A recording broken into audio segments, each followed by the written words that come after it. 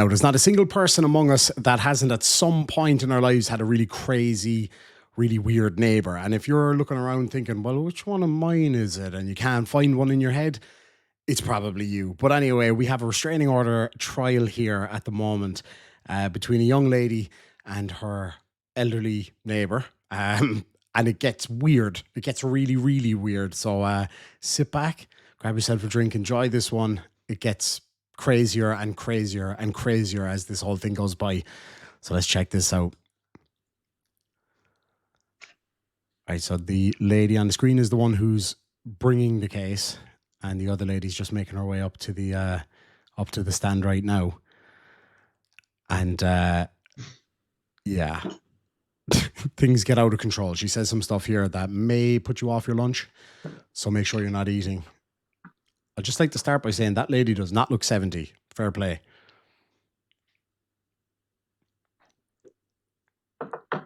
And this judge is great. Like, he doesn't take any crap. So you folks live in the same complex there?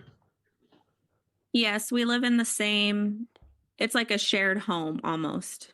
I guess you could say it's like a duplex almost.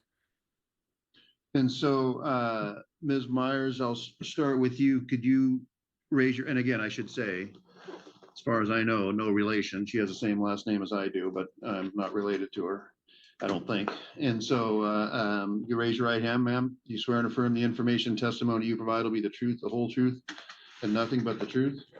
I do, Your Honor. You can put your hand down. How is it you need an order against Ms. Adams?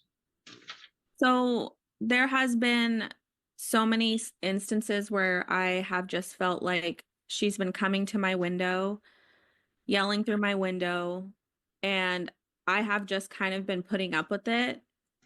I wasn't sure what to do, so I called the cops because she had been yelling through my window one night and I was ignoring her, and she's screaming and yelling about my cat. And my son was laying on the couch and he started crying. So I noticed that it started to like affect him because he got scared. So then I called the cops and What is she yelling? She's yelling, you need to come get your cat. It's cold outside. They need to come inside. And yelling like, I'm going to call Animal Protective Services or whatever. She seems to be super concerned about my animals, or she's calling my animals a lot. And I've told her to just leave them alone. This was in the middle of the night. So I called the cops. I just had told them. What do you mean by the middle of the night? The middle of the night can be 6:30 at night to someone. Some other people, the middle of the night's 2 a.m. It was dark. So, but it wasn't like 2 a.m. I want to say it was like 7 o'clock at night because my son was still up. So when How many animals do you have? You said my animals, and then I heard about a cat. You have more than one animal? I do. I have 3 cats. Okay, continue on. Sorry. That's okay. So I contacted the police and I told them that this has been something that I just like, I'm not sure what to do. She's yelling through my window. She's scaring my son. And it's gotten to the point where I feel like I can't like open my blinds. I have to cover windows. She doesn't really listen when it comes to me just saying like to leave me alone. At first I told them, I was like, I don't have like any proof. I'm like, this has all been like verbal. And they're actually the ones that like told me to get an anti-harassment protection order. Cause they're like, if she's just saying these things and you get that protection order, then that means that when you call, then we can actually do something.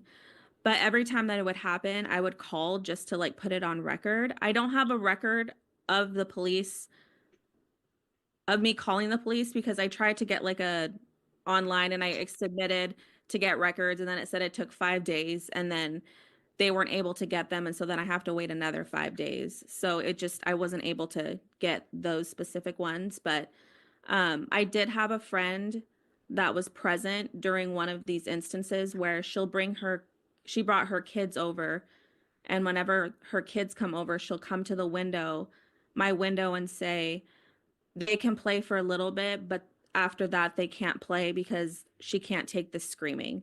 And our kids are like 11, 8, 2 are 11 and like 8. So they're just playing like normal kids will. And when we told her that just to like leave us alone, she started calling me a bitch. She's yelling, "You're a bitch. You're just a bitch." And then she's like, "Do you want to fight?" And for me, it just is causing me anxiety because it's around my son. And I've talked to the landlord. Even the maintenance people have come to me and said that she'll yell at them as well to like leave, or so it's just like a constant thing.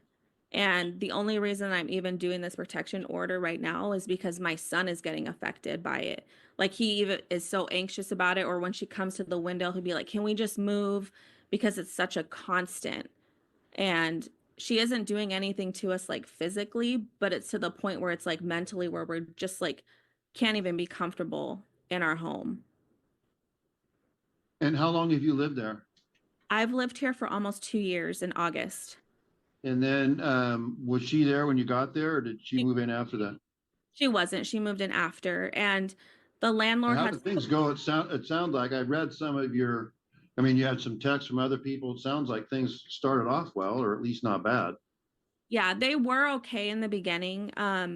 The landlord had told me because he wanted to he knew that I had my son who's young, he's 11, and that I work night shift. So he was talking to me about like trying to bring someone in that's quiet and who isn't going to be loud because he's like, "I know you work night shift."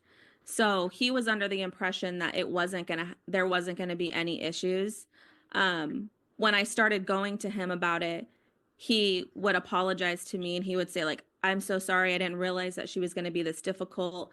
I would text him and he would say like, "I'm going to talk to her." And when he would talk to her, it would go little periods of time where she would just leave me alone, but then it would just escalate after that. And I personally like when I live in places, and I've lived in a lot of places. I've lived in Georgia, I've lived in Kansas. I lived on military posts where I've never had this happen. So I wasn't sure what to do. Um it's just come to the point where I can't even, my son can't even play outside, or my friend doesn't even want to come over with their kids because she's like, "Oh, she's going to come yell at us," or my son is like, she'll tell me stuff about the cat. And she's like, even directly talking to my son sometimes, and he's 11. Okay. Let me hear from her. Hang on just a second. You submitted a video. I did. So he watches the video here in a minute. We don't get to see the video, unfortunately. I kind of wish we could, but we don't get to see it. So I'll just play on, and I'll just skip the part where he's looking at the video, basically, because it's just the judge is sitting there. So So, we'll skip it on a bit. and it has like a spigot, like the nozzle on the end. And I was like, "I'm so sorry." They keep reassuring me. They're like, "No, this is Excuse what me. we're here for. It's not okay that this happened. She shouldn't be doing these kinds of things." And I'm like, and I know it's such a trivial thing, but I shouldn't have to like worry about my property being taken by someone. And then I have to go knock on their door to be like, "Can you please give it back?" She tried to imply that her one in the back was stolen. I don't even go in the back in her area at all. At all. Like I don't touch anything back there. She said Did you that's get your, Now we start hearing some stuff here in a little while about that back area and some of the issues that the crazy neighbor has with her back area. Oh God, that sounded really, really bad phrasing, but you know what I mean? Yeah, she likes to do some things that she doesn't want people seeing, and it's gross. nozzle back? I did. She gave it back to them. So she did say that she took it. And so that's like the thing too that I'm like, I don't understand. So it's just been an ongoing issue. Let me hear from her. Okay. Ma'am, raise your right hand. Can you swear and affirm the information and testimony you provide will be the truth, the whole truth, and nothing but the truth? I do. It's Okay, gonna put get your good hand down. here. What's your response to what you just heard? Did you receive, this is 11 pages of my, When did that come in? I didn't know I was supposed to have it like a week ahead of time. I got reprimanded at the counter. I brought it in Wednesday or Thursday. It's directly to you or your honor. Respondents exhibits. No, I did not see that, to tell you the truth. 11 pages. Pages. 12 pages. God damn. Do you want to take a moment and read it? It's Yeah, not I really, do. okay, I'll be quiet then.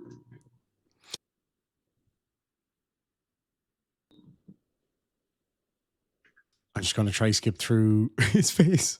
So, I don't know if you had a chance to read what she submitted there, Ms. Meyer. I didn't. Not if it wasn't able to go through. No, it was all handwritten, and it's there, but it was submitted on Wednesday. You know, on at the final paragraph, and I have a number of questions. Okay. And the first is, I'm fine with never having to interact with Bianca Meyer or her son again. However, I expect the same consideration. I do not want her, her That's not how son, that her works. friend, or her friend's children anywhere within my sight. I don't want any of them to set foot in your yard. Isn't it a shared yard? But like, sorry, no, but like, she can't feasibly expect a judge to order this lady who's bringing the restraining order. She can't reasonably expect the judge to order her kids, her friend, and her friend's kids to stay out of her sight. Like, oh, she's just one of those Karens, man. You just know the type straight away. It's not really, the way it's situated, it's an old house. And when I moved in just a little over a year ago, and she'd moved in, and it doesn't really matter how long, but just 4 months before me, it seems to be an issue with her. So she's in the old house, and part of it goes off like here and in the back. And it was just a big room, and the landlord converted into a house, basically. So and also, so she has the front yard. I would prefer it the other way around, but because I'm responsible for mowing the backyard. She has no entrance. She doesn't have a back Nobody door. cares. In my contract, it says I'm responsible for mowing the lawn and taking care of the lawn, and which I broke my wrist completely in half by trying to move a branch. But not only that, it's private. What branch was it? How I live and move about in my apartment is private. The landlord has, I probably shouldn't mention it because it'll get repeated back. There's some gossiping going on, I've noticed in that. Probably shouldn't mention it in case it gets back to him because there's some gossip going on. Lady, it's live on YouTube. Yeah. Oh, God. But where he's come on the property, and we're not always, this is my home, and it's private back there. There's fence, and everybody's out there. So you walk about your home comfortable. I'm not So I'm not completely She means following everything naked. you're saying to me. My question to you, I think, was a pretty She means naked. simple one. okay. And that is the backyard shared? And it's not uncommon to have common areas in rental property, like It an is not in apartment, the you can have- contract. ma'am, It please is don't not in the interrupt me. contract. Can you please not interrupt me, please? I'm sorry. I won't interrupt you either, all right? So, but is the general understanding that's a common area where, I mean, she apparently has a kid who sometimes hangs out there with friends. Is that, she was telling me and someplace else in there that was a shared backyard. And so is that or is that not the case in your opinion? It is not. And also, this is how I'm very, very disappointed, and I'm surprised that she's done this because I've been very generous to her. I've given her furniture, I've given her clothes, I've given her linen, I've taken care of her cats while she started a graveyard shift at the hospital in Tacoma. I don't believe that her son is a nervous type. She leaves him home all night long by himself. He's fine at 11. I've given him, I've talked with the boy. I've offered if he's afraid, I'm right there. You can come and talk to me. I've given him a guitar. I've just been neighborly. See, that's the thing. Like, she may well be, right? Like, she might be the sweetest lady ever in a lot of respects. Like, she doesn't seem like a nasty lady. Like, she's probably really lovely in her own way. The problem is, yes, all of those things are lovely and neighborly, and that's great conduct and all the rest of it. But then it's the nasty stuff overshadows it. That's the stuff that gets looked at. That's the stuff that's taken into consideration. You may well be an absolutely lovely person, but when you behave in a certain way, then this is what happens. So I don't think she quite understands that. And we find out a little bit more about the gifting and stuff here in a while. And like I said, I took care of her cats for a couple of weeks while she got acclimated, and how I took care of them is she couldn't get them in the house and they needed to be in the house. She expects me not to speak to her cats. Her cats were all right. Sorry for interrupting again so quickly. I know that's going to drive people crazy, but what's meant by speaking to somebody's cats? Like, what, filling the cat's head with nonsense and poison? Like, oh, she's not really that nice to you. I'm way nicer. I've got better chicken. Like, speaking to someone's cats. I don't get that at all. I don't understand that at all. If anybody wants to speak to my cat, you're more than welcome, because she wrecks my head. But she's so damn cute, she gets away with it. Here together. We share a laundry room, but her cats are on top of my car. I don't mind. It's a 24-year-old car.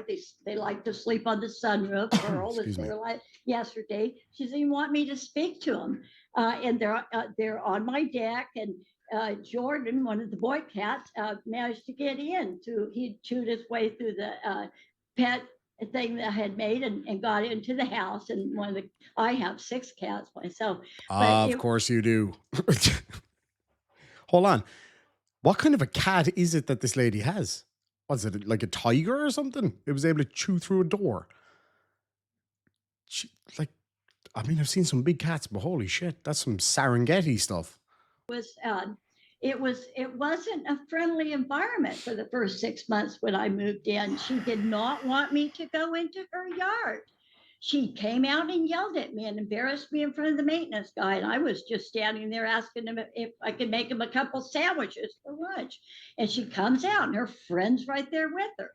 And I needed to cross over to her yard to go around to the back to carry lumber. I'm not going to carry it through my house like that because I was building a pet enclosure. She has repeatedly told me she does not want me in her front yard. I'm not lingering.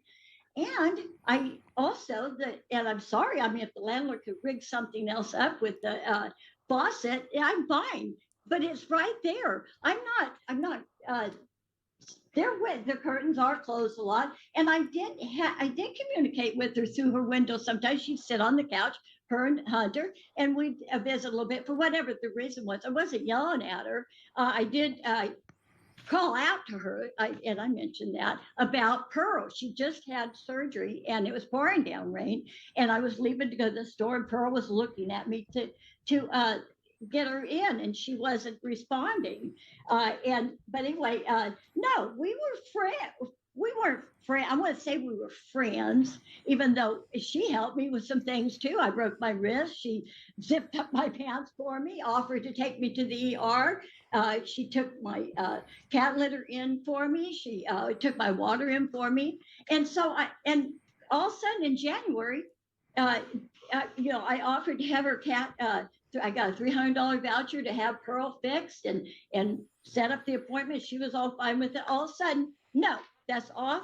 I said, that's fine. I'm not going to do any more. I won't do any more for you. $300 to get the cat fixed. That's a lot, is it not?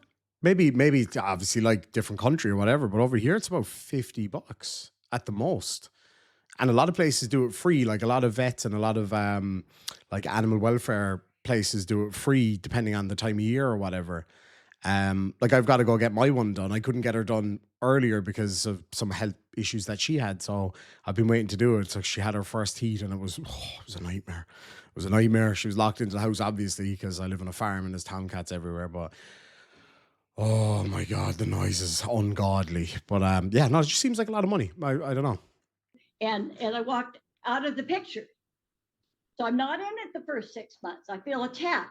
And then I feel attacked. Why? She started approaching me. She helped me dig a hole. I lost one of my cats. I'm out in the backyard digging a hole with a broken wrist. She had dug the first few holes, So we were interacting neighborly. I had told her originally after the first 6 months, and I saw it wasn't going well. I said, look, we're going to get along one way or another because I'm not moving. And maybe that is her goal. My landlord has never come to me and said there was a problem. When she puts her arm, people will do this to us without doing this, okay? And I stay away. I've never been okay with the kids in the backyard. And this is my home. Sometimes I walk to to get something in the kitchen or whatever, naked. I really don't want that to come back to the court and say I was showing myself naked to the children when I. Oh, I could have done without that image. Oh. Yeah, you're in your own home. Fine. Like, whatever. I don't care. I mean, goddamn. The judge's face here is absolutely priceless. He's like, oh. I think he's thinking the same thing as me. He's like, lady, we could have done without that. Ah, Jesus. I mean, She had dug the first few holes, you know. Probably so we went were back to- interacting neighborly. I had told her originally after the first 6 months, and I saw it wasn't going well. I said, look, we're going to get along one way or another because I'm not moving. And maybe that is her goal. My landlord has never come to me and said there was a problem.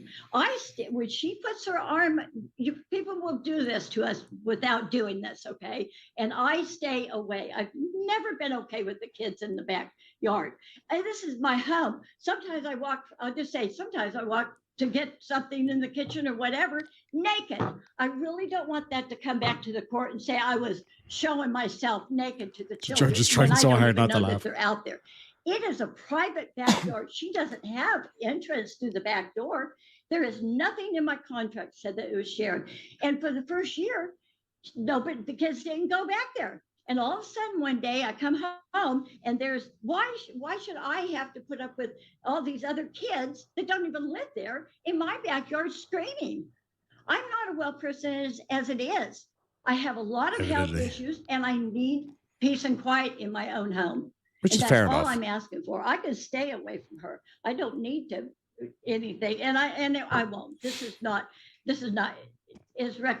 reconcilable at all. I'm really hurt by her because I've given her nice furniture and other things. You know, I've just tried to be neighborly with her, and I'm really disappointed that she has felt that she needs to do this.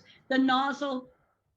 It happened more in the apartment I lived in. Somebody took my nozzle, cut the end of the hose. So that's just habit. She knows I was in a habit of doing that. Didn't steal anything. She goes on to say that I stole her possessions.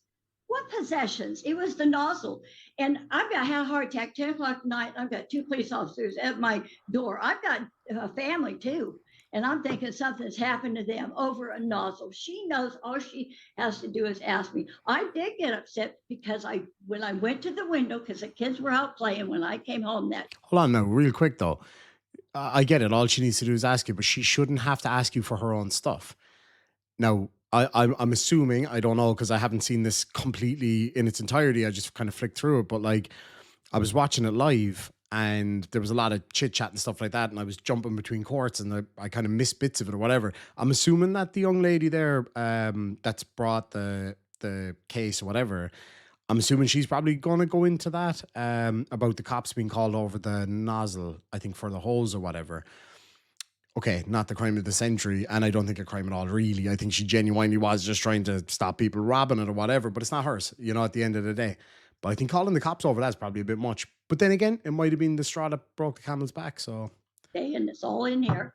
And I asked, her friend I just talked through the window, and her friend was standing right there. There's no sense in knocking. They're probably not even going to come anyway, to tell her friend to tell the kids to quiet down. Because that's all. And her son was not present. He was in the backyard when I went there, because it's right there. And he was there when I went back. She's lying to you. She's lying to the court. Can I say something, Your Honor? Yeah, give me a minute to. He's trying to get over me a what she minute said here. about going to the kitchen naked. Jesus. Naked grandma. Nobody wants to see that. Like, I mean, in fairness, right? For 70 years of age, she's a fine looking woman. Not my type, but oh well, never say never, you know what I mean? Stranger things have happened. I'm not sure what he's actually doing right now, but I've been trying to find this other one. Somebody was on to me about it last night, a sovereign citizen in a court in Washington as well, in Tacoma. If anybody knows where I can find that particular court, it was a pro temp judge and it's supposed to be really, really good. I saw OSG had it, and I think possibly Law Talk Mike had it as well. But But I'd like to get a clean copy of it if anybody knows where I can find one. Because I love those cases. Go ahead, ma'am. Ms. Meyer. So the first time that the incident happened with the kids in the backyard, which the yard is huge. It's a really huge backyard. Like right behind the house, there's another set of apartments that kids all play in back there. Like we're surrounded by houses. So there's kids that play in this on the other side of the fence. So the first time that this happened with the yard, I did talk to the landlord and I did say, she's saying that the yard isn't shared. I just like wanted to make sure because I'm like, if it's not shared, then I won't have Hunter go back there. And he said, no, the backyard is shared. He said that it's an open area. He's like, why would there be that big backyard if your son couldn't play in it? Like there was even toys. There was even like a house back there that he put back there for my son to play with. In regards to her saying that she has been generous, I know that she is elderly. I know that she's older. I tried to be polite and I just have been trying to be nice. So yes, of course, like when she asks me for help or when she wants to say like, oh, I have this for you. I'm like, oh, sure. Like I'll look through it. But that doesn't like justify the way that she has been talking to me or the way that she approaches my window or anything. Like I have never given her anything. I've helped her with things, but I'm not saying like, oh, I've been generous to her. So because I've been that way, that should give her no right to do anything to me. Yeah. That's not the case. So Pretty much what I was saying, yeah. have What never about the guitar? the guitar. She gave my son a guitar and she told me and I was like, oh, that's really nice. And then she asked for it back. So that was the end of the story for that. How long did he have the guitar? Not very long. He didn't really play with it. I want to say it was like maybe a few weeks or so. Like she gave it and then it was just kind of there. And then she asked for it back and then that was Wait a minute. So, so you got a problem with, let's say she thinks that the kids are outrageously noisy, right? That may well be the case. Kids make noise, it is what it is. My neighbors' kids make noise all the time. It's not a big deal. Like you just kind of get over it, whatever. But anyway, kids noisy, so you give them a musical instrument. That's probably not the best move. I did it to my brother, just as a prank. I gave his kid a drum set. Best and worst present ever. The kid loved it. Brother didn't. the end of it. And I didn't even think anything of that. I didn't even remember that until she said that. But I will say that when she says that she's supposed to mow her own lawn, I'm not sure how that is for her because for me, the landlord has maintenance people that come out and mow it. They take care of that on my side at least. So there was one instance where right in front of my door, I heard yelling and there was stuff going on. So I went out there and I was like, what's going on? And the maintenance men are like, oh, we went out to the backyard to mow the lawn, but your neighbor came out and started yelling at us saying like, what are you doing on my property? So we stopped and we came out and then she's doing that. And I'm like, what's going on? Like I kept trying to figure out what was going on. And she's like, this has nothing to do with you. This has nothing to do with you. So it was just kind of like an issue, but it's all happening by my front door. And in those videos that I sent you, it shows her walking in the front door, like through the front of like my door. And the reason that I say that there's no reason for her to be in the front is because she has access to the backyard through her area. And for her to come out in front, it's like I'm surrounded by her basically. So she'll walk out and she'll come around to my window, yell through my window. She'll walk around all the way to the back. Plus I feel like I'm surrounded where she's in the back and I never go back there unless my son is playing. And it's so, I was going to even like draw a diagram because I'm like the yard is so far back there. It's not even close to her place. She has a huge patio and the yard is way in the back. So they're not even close to her windows or anything. And they're not even interested in like what's going on over here around her. They're out there playing and they're not screaming. They're only 8 and 11. So I have talked to the landlord. He has confirmed that it is a shared yard. The maintenance men have come to me multiple times about her. And even just a few days ago, they came out and mowed my lawn and they were like, I brought my wife and the maintenance guy's like, I brought my girlfriend to help me mow the lawn and I'm trying to move quickly because I know that the neighbor might yell or do something. So they are even aware. They brought it to me about the way that she's speaking to them. And I just apologize. I'm just like, I know I feel the same way because I can't even be in my home because she comes and yells in the windows. So it's not something that I'm just like throwing up out of thin air. Like it's something that has been ongoing. I've just kind of dealt with it because I'm like, I don't know what else to do.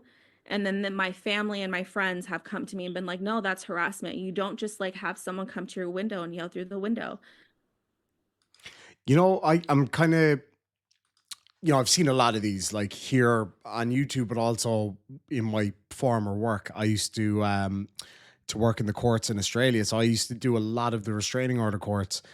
And I can already tell from the lady's demeanor, the lady who's brought the case, Miss Mayer, that like she clearly is just frustrated. She's not, you can just tell from the way she's speaking, the way she's talking about this lady. She's been very fair and reasonable and understanding, but she's not being like, and she did this and she did that. She's just like, look, this is what's going on.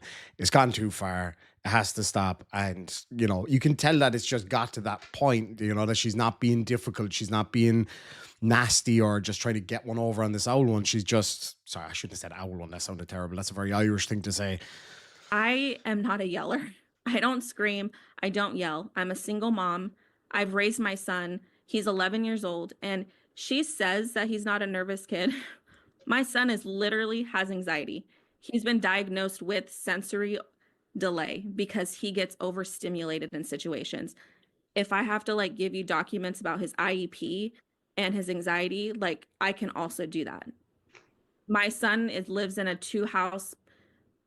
household. He lives with his dad. He lives with me. It's not always an easy situation. And for me, this is solely about my son. I just don't want him to feel like we have to worry about the neighbor coming to the window. Like he will tell me like, Mom, like we should just move because it's so much. Like it's gotten to a point where it's so much. She says that she's going to leave me alone, but I have left her alone since the incident with the cat and the vet. Hang on just a minute. Sorry, Ms. Meyer. Find out who that is and don't let them in until they identify themselves. Okay. You've already let them in. Yeah. Who'd she let in? Well, you can send them a chat. Find out who they are first. Oh, it's somebody in Zoom. It's probably because of the people putting things upon the screen which are not conducive to good YouTube. Can I go ahead? Sorry. No, just hang on just a second. Okay. Yeah. Yeah. There might be somebody trying to do Devilment. It's not good. Seen it happen now a few times. Hold on, I'll just roll it on a little bit. Harassment. There we go. And he advised me to like go ahead. So I've been told by multiple people that it's something that I should just do because I don't know what to do at this point. She, even her saying like she knows when my son is here alone or things like that, like that's like how even just saying things like that is how she's aware of like things that are going on. I have a friend that comes and picks him up. He's with his dad part of the night. So that's even that I'm like, she's so focused and knows what is going on in my place or around me. So that I don't have any idea what's going on with her ever because she's constantly over here. So the reason that she says that I'll leave her alone and I won't have any contact with her. We tried that with the cat and it just escalated and got worse. So that's why I'm at the point where I'm like, if this doesn't go through, is it going to make me to the point where I'm going to have to move? Because she says that she's not going to talk to me or leave me alone. But I feel like since that it has escalated because that last incident where she was yelling through my window, calling me a bitch, she literally was like, you're a bitch. Do you want to fight? Like she literally was yelling that through my window. My friend was there too. And I sent you the document of when she said that. Like that, it's come to the. But like, I mean, just looking at this lady, right? The respondent in this matter, right? So yeah, she comes across a little bit kind of maybe mildly explosive. And you're probably thinking to yourself, I don't know if I could see her saying that for no reason. What is going on with my beard? It's whatever way the light's hitting, it's weird. But anyway, you know, you kind of think, okay, I can't really see her being that nasty, can I? And then, yeah, the rest of the video here kind of tells otherwise. She starts to get a bit out there. Point where You can it's see her just getting too edgy the whole much. time. My landlord already confirmed that it's a backyard that is shared. He's already confirmed that. And he's been here when the kids were in the backyard. He has been here present and he's never approached me and he did not say they need to go in the front because that's her backyard. And if I need to get like a letter or something from the landlord, I can also do that because I know that he has talked to her. And he, even in that, I sent you a text message from him as well, even saying like, I'm going to talk to her. She needs to leave you alone. Like he's been aware of it. Go ahead. I'll hear from you, ma'am. There's a video. Yes. I mean, it's very short. I don't think it shows What me that is much. it of? Am I calling her out to fight with the broken wrist? No, I'm there's 70 no- years as old. far as I can- don't. Hold on now, lady. You being 70 years old does not mean that you can't fight. I've seen it plenty times. Owl ones battering each other. So don't even give me that. I hope it's not a video of what you were talking about earlier, because nobody wants to see that. Stick it up on OnlyGrans. Do Okay, that. so, That's a lie. okay. But if it's on the recording and I No, don't there's- know what, there's- and maybe I'm out of my mind or something. You know, earlier you had said like the landlord favors her. What did Does you favor mean her. by that? He does, excuse me? What did you mean by that? He does favor. He was. All right, here's an example. She requested an immediate protection order. The day that, I'll get to that, because he was screaming at me about her being out there. So she The ordered, landlord was screaming at you. landlord was screaming at me, and I said, "You're showing favoritism." So she. He's allowed to. I mean, she- he's allowed to show favoritism. He's a landlord, not a fucking judge. Like, I mean, maybe he prefers her. You know, that's life, lady. filed a immediate protection order on May 5th. You've read this. On the next day, I'm standing on my deck. The landlord had come out because there's a problem with the raccoons. So he's out in the backyard too. She comes out around her house. So she's coming around the back. And so there's this opening between the fence and the house. And she's standing there with her friend, and I'm on the deck, and she's faced toward me and giving me the dirtiest looks. She's provoking me. And then she's leaning into her friend, whispering. And I told the landlord, she's standing right there, provoking me. This is I have no privacy here.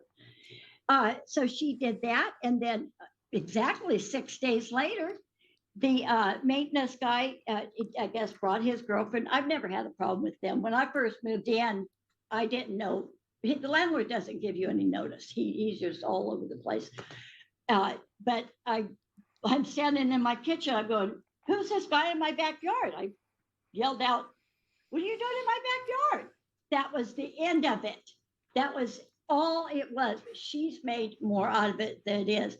She's adding things to things and blowing them up to make a case for herself. And she's lying.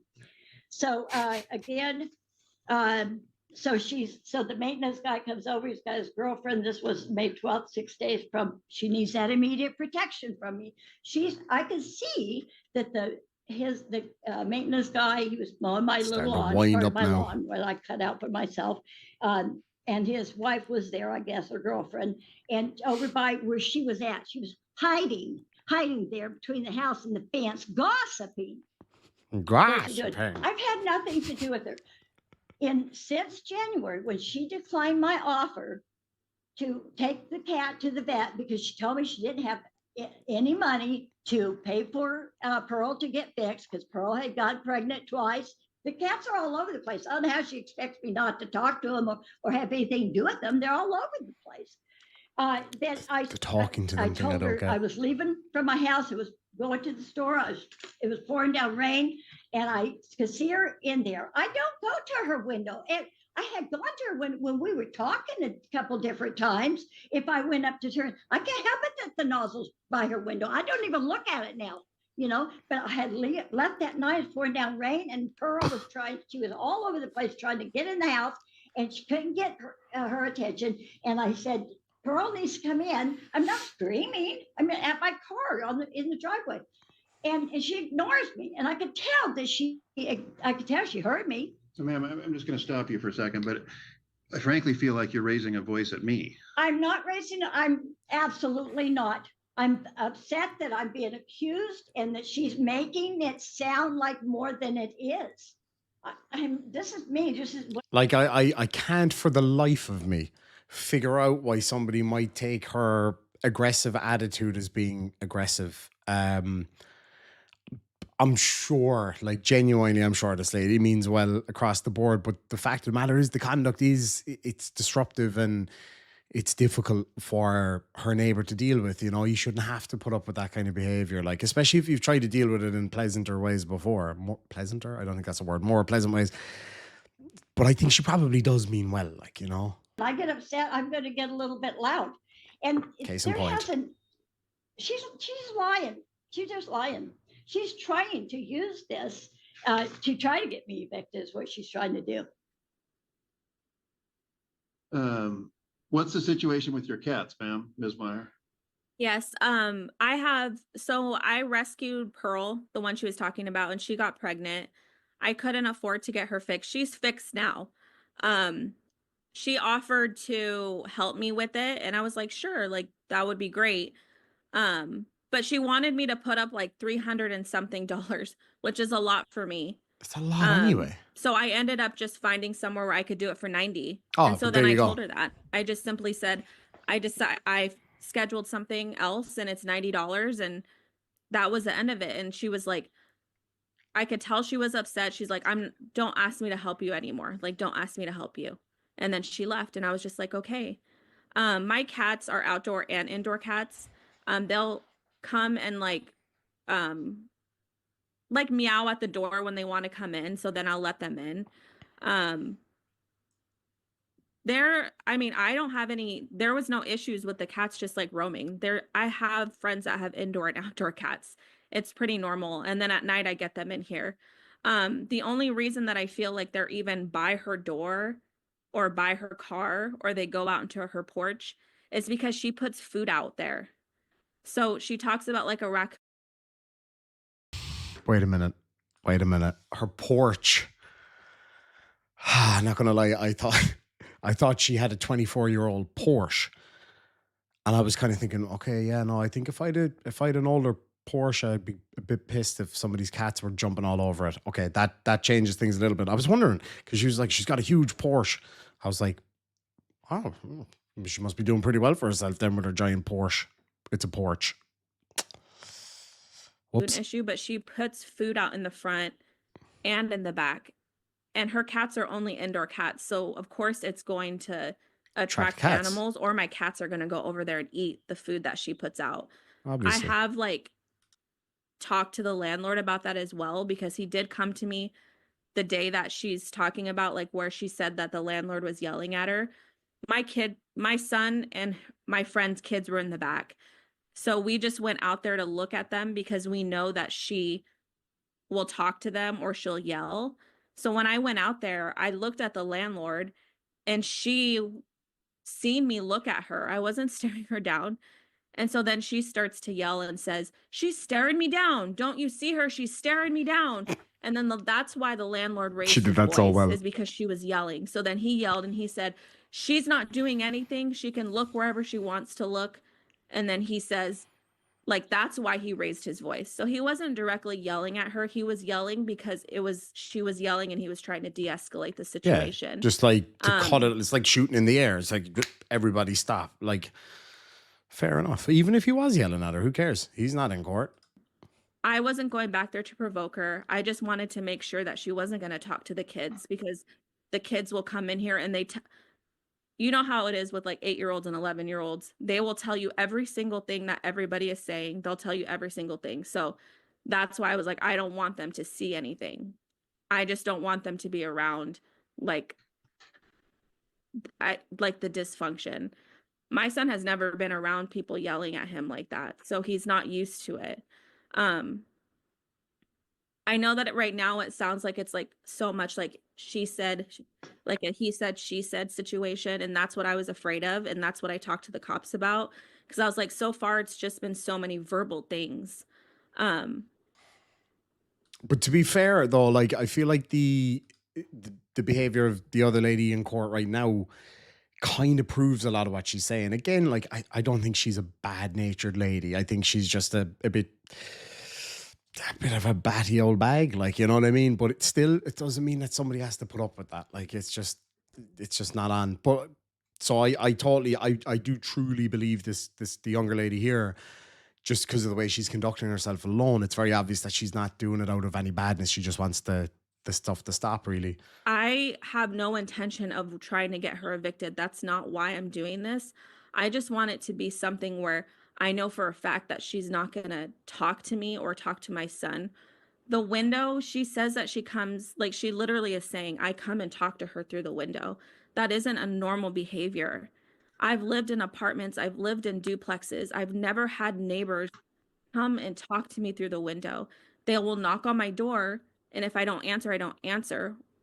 And then that's that. And if they want to see me, or they'll leave a note or something, but it's never, I feel like she's saying, even her saying like I come to her window, or like it's just getting to be too much. So I know, and I've talked to the landlord, he doesn't favor me. I think it's because of the way that I speak to him, and we both hold respect for each other, that he is speaking to me the way that he's speaking to me. I've never had any issues. I've never had to call him for anything. If there's something that needs to be fixed, I fix it. I even feel bad even contacting him about this, because he already has so many things that he needs to worry about. And then me saying like, oh, this is the neighbors here talking to me again. The neighbors here going through coming to my window again.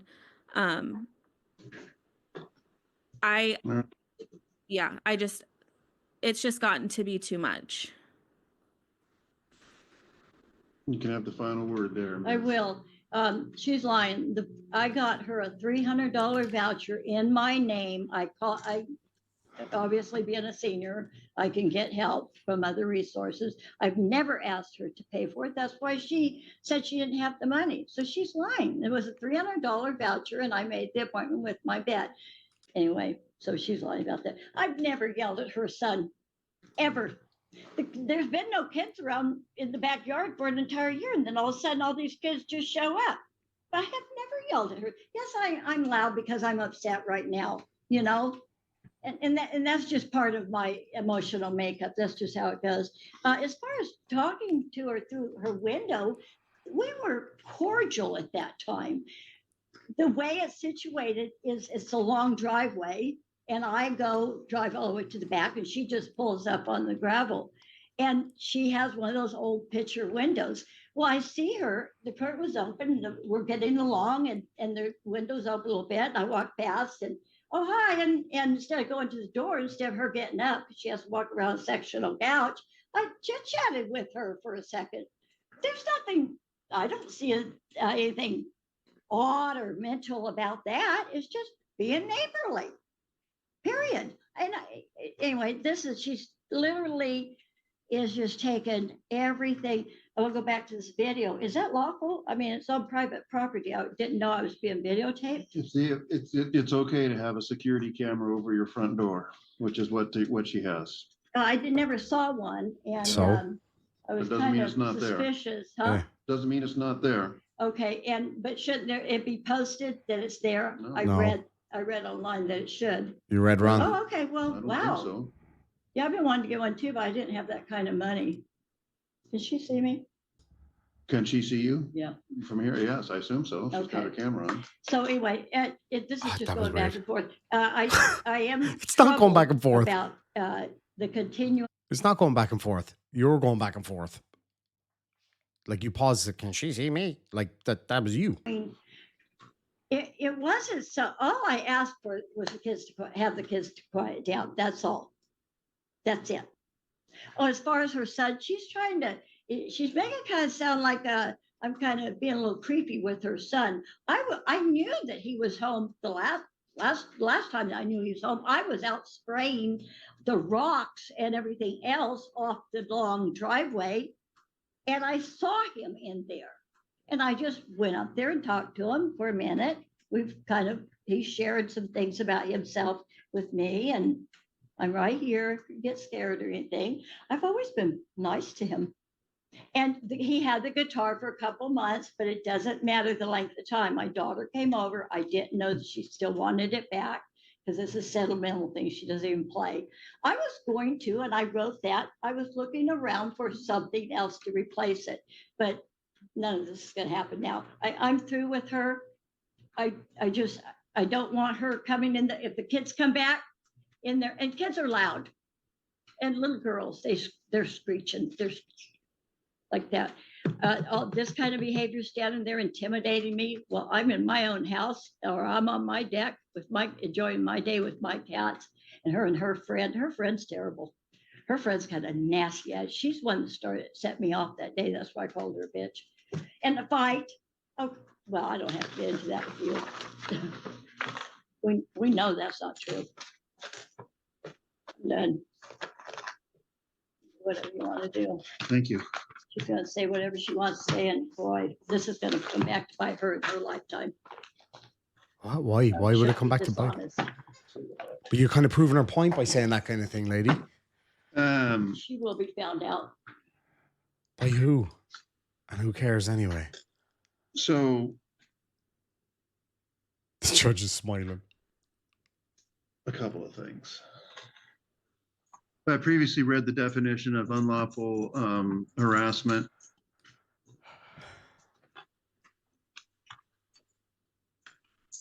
I'm going to do it again. Harasses or is detrimental to such person and serves no legitimate or lawful. Don't really need all that. They can be difficult to enforce. They can create all kinds of things about whether or not, does this violate the order or not? If there's distance restrictions, don't come within X amount of feet and all that sort of stuff. And Ms. Meyer comes and she's listed a number of things that Ms. Adams is alleged to have done. And again, you're right in the sense, and Ms. Adams is right in the sense that, yeah, just talking to someone through their window, yeah, that's not a problem. People do that when you walk by. Oh, yeah, how's it going? And that's one characterization of the communication between the conversation through the window. On the other hand, Ms. Meyer says, no, she comes and stands at my window and berates me and tells me all the things I'm doing wrong with regard to the cats and my child, I should say, it's not children. And the kids are in the back and all this sort of stuff. And so one person's conversation is another person's, for lack of a better word, harassment. And, and I kind of have to judge this based on, I judge it on a lot of things, what's been submitted, evidence, and the testimony of witnesses and evidence combined with how people behave in court and the manner in which they present themselves. And so you had indicated earlier, I can do what I want. And yes, thank you. I do have the discretion to enter an order that I feel is appropriate. And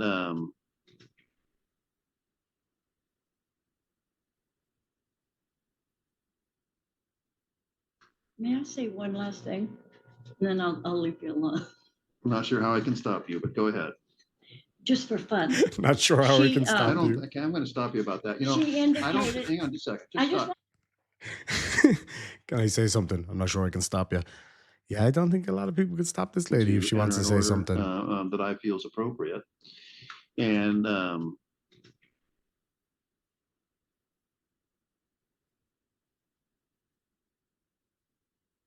may I say one last thing? And then I'll leave you alone. I'm not sure how I can stop you, but go ahead. Just for fun. I'm going to stop you about that. She indicated. hang on just a second. I just want to see her just response. stop for a minute. Oh. Listen to me. Okay. Okay, so, actually that throwaway comment actually tells me quite a lot. This isn't fun. This It's isn't fun not. for her. I don't think it's fun for you. It's not very much fun for me to sit there and listen to two people who live next to each other and are going to continue to live next to each other. So when you say things like, well, this is just for fun, kind of tells me how seriously you're taking it. Now, go ahead. You wanted to say something? Go right ahead. Well, that just kind of popped out of my mouth because I'm bewildered about this, that anybody would say something about another person like this. But I see she does like to gossip.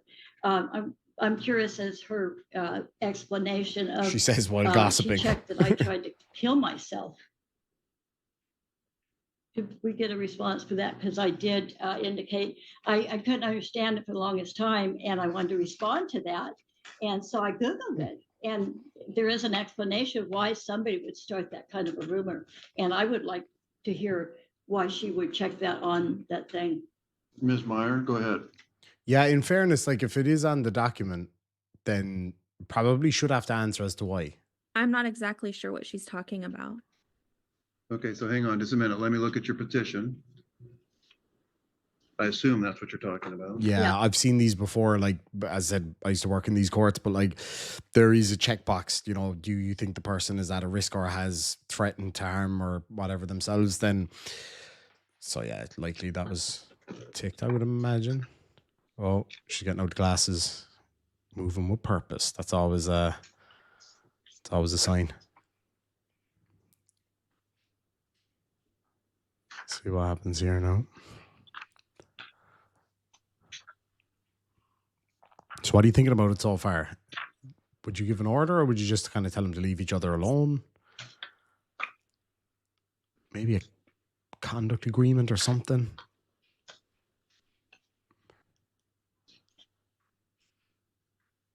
Where are you talking about? I'm gonna get it, because I wouldn't have said anything about it if it wasn't on here. It says on the petition on page 12 of the position, it says suicidal behavior. Describe any threats. And That's not blank. it. There's another place. I didn't mean to interrupt you. I'm just trying to find it for myself. I saw that too, but that's not it. Just 1 second. I think it's before that.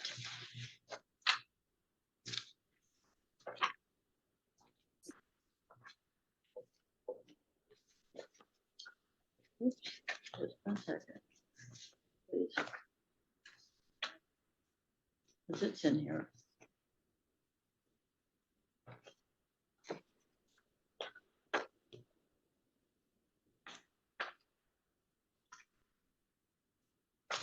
Well, she must know she checked it, because,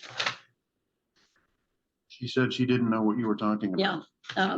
Well, I do know what I'm talking about. It's in here. I just need to know. I'm just overly anxious She's just right so now. like self-victimizing. Like when the judge said that she says that she doesn't know what you're talking about. She goes, well, I do know what I'm talking about. It's like, what named it, you lady? My heart, here it is. It's on page 2. It says disability, hazard, and weapon information about the restrained person. And it's checked Standard. suicide attempt or threats. First, she says, That was on the law enforcement. yeah, it says, does a restrained person have a disability, brain injury, or impairment? That was on the It says LEA. unknown, and then it's checked suicide attempt.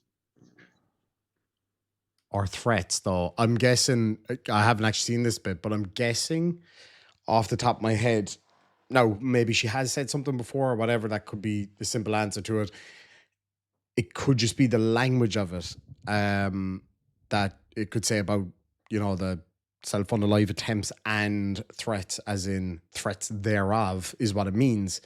But people might construe that as just general threats, not related to self-deleting. So that's my guess. It might be totally wrong, but I don't have that in my life. So it does check that in the information that was sent, the law enforcement. Do you know why that box was checked, Ms. Meyer? I don't. I did. If she's saying that it has, like, if there's multiple things, if it says like, No, it Suicide. says, does this person have a disability, brain injury, or impairment? That's unknown. Hazard information, history includes, and then the box checks. Suicide attempt or threats. I must have read it where it said or threats, which I was assuming was like threatening. So I thought it was like a multiple Okay. thing. That meant yeah. suicide attempt or threats of suicide. Yeah. So do you Yeah. take that perceived as threats to you?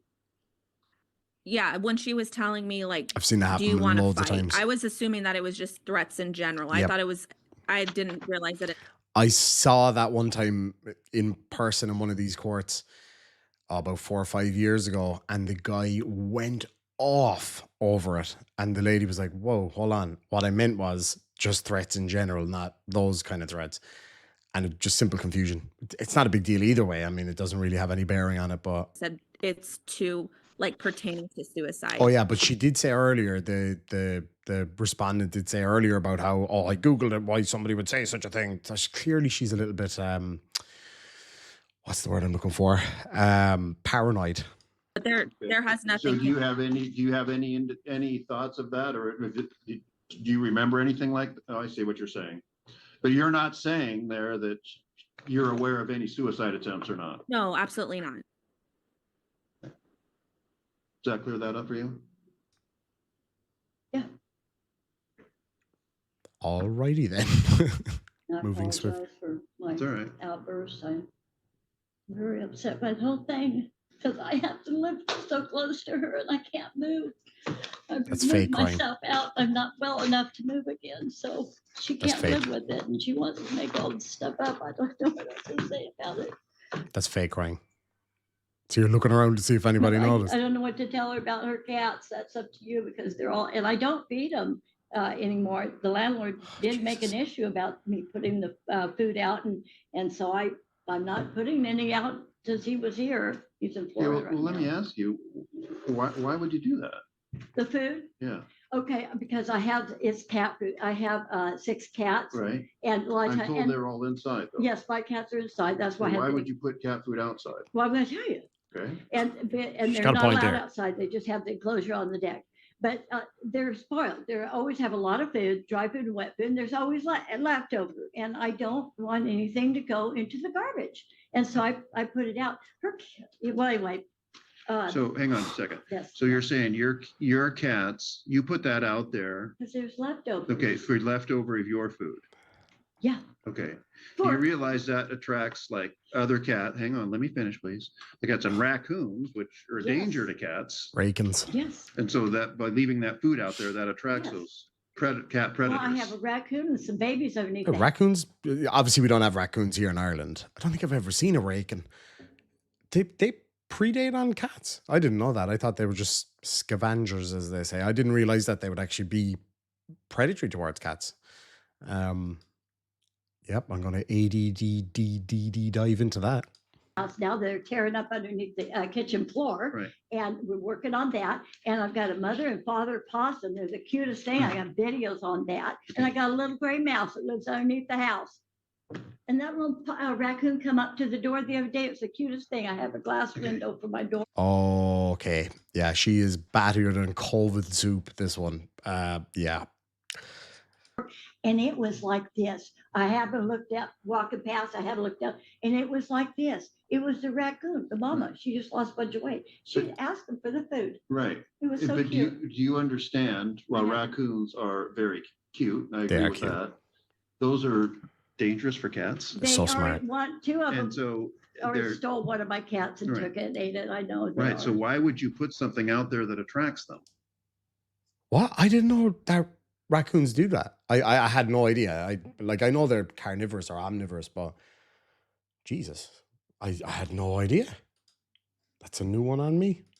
I know. I'm my heart's double on that. I know because 2 of them did take it. So here's where I'm at, ma'am. Yeah, and based on it again, That's of rough, course, I have man. to make certain, I'm hearing one thing from you, I'm hearing another thing from Ms. Meyer, and then and I know this has probably gone on longer than either one of you would have liked, but nonetheless, here we are. And so I have to make determinations one way or the other and, make credibility assessments and then just make a decision based on everything that I've presented. And for what I'm going to do basically is, I do find that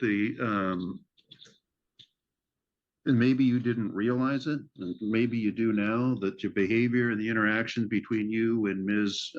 Meyer has gone beyond what one would perceive as normal and does go into harassing behavior. So an order is going to be entered, and the only parameter of this order is, like a lot of times we have, don't engage in stalking behavior, which really isn't the case. Can't do really a distance restriction, because I can't enter an order that makes you leave or anything like that. You're just not to contact her or her child. Don't communicate with her. Don't do anything. Some of the things you say, I don't necessarily find to be, you might think that she was provoking you, but I can't make any for finding that she did anything to provoke you. She was just out there, and she gave me a mean look. You can tell. I just don't look at that as being provocative. And also, it makes sense to me that that's a shared yard, and that's a big yard that, kids are going to play in. And kids, you have at least one child you mentioned. I don't have any children. I thought you said your daughter was on the guitar. Was I wrong about that? My children are in their 50s. I'm 70 years old. Well, but they're still your children. And when they were young, I'll bet when they played, they made some noise. And so my point being that I don't know. I don't know. I feel like maybe she would have made sure that didn't happen. you have experience raising children. And when children play with friends outdoors, that sometimes can be loud. And that's just goes When I play with my friends outdoors, it's loud. I'm louder with my mates than any group of kids. In fairness, me and my mates and sorry, mother, we all ride Harley Davidson, so we're loud as hell. There's no doubt about that. Territory of kids playing. And so Or grown ass and men. that's, again, I'm just saying that just for the purpose of saying that. So the order is going to be entered. It's going to be in one place, and you're just not to. And by the other point I was going to make, these cats are Ms. Meyer's responsibility. Mm-hmm. And she's the one who needs to look after them and all that sort of stuff. And you're not the. And so you just need to remember that and let her take care of her own cats. However, if she's doing something, wrong or what have you, that can be up to other people, but you're not to be responsible or worried about her cats. You understand that? I quit feeding them. Okay. And so that's where it's at, and it'll exist for 1 year. And that's where we're at. Do you have any questions at all about what this order is going to say? I'm still concerned about her and her friends standing out in the backyard and trying to intimidate me. I really, truly am. Her friend is not a pleasant person at all.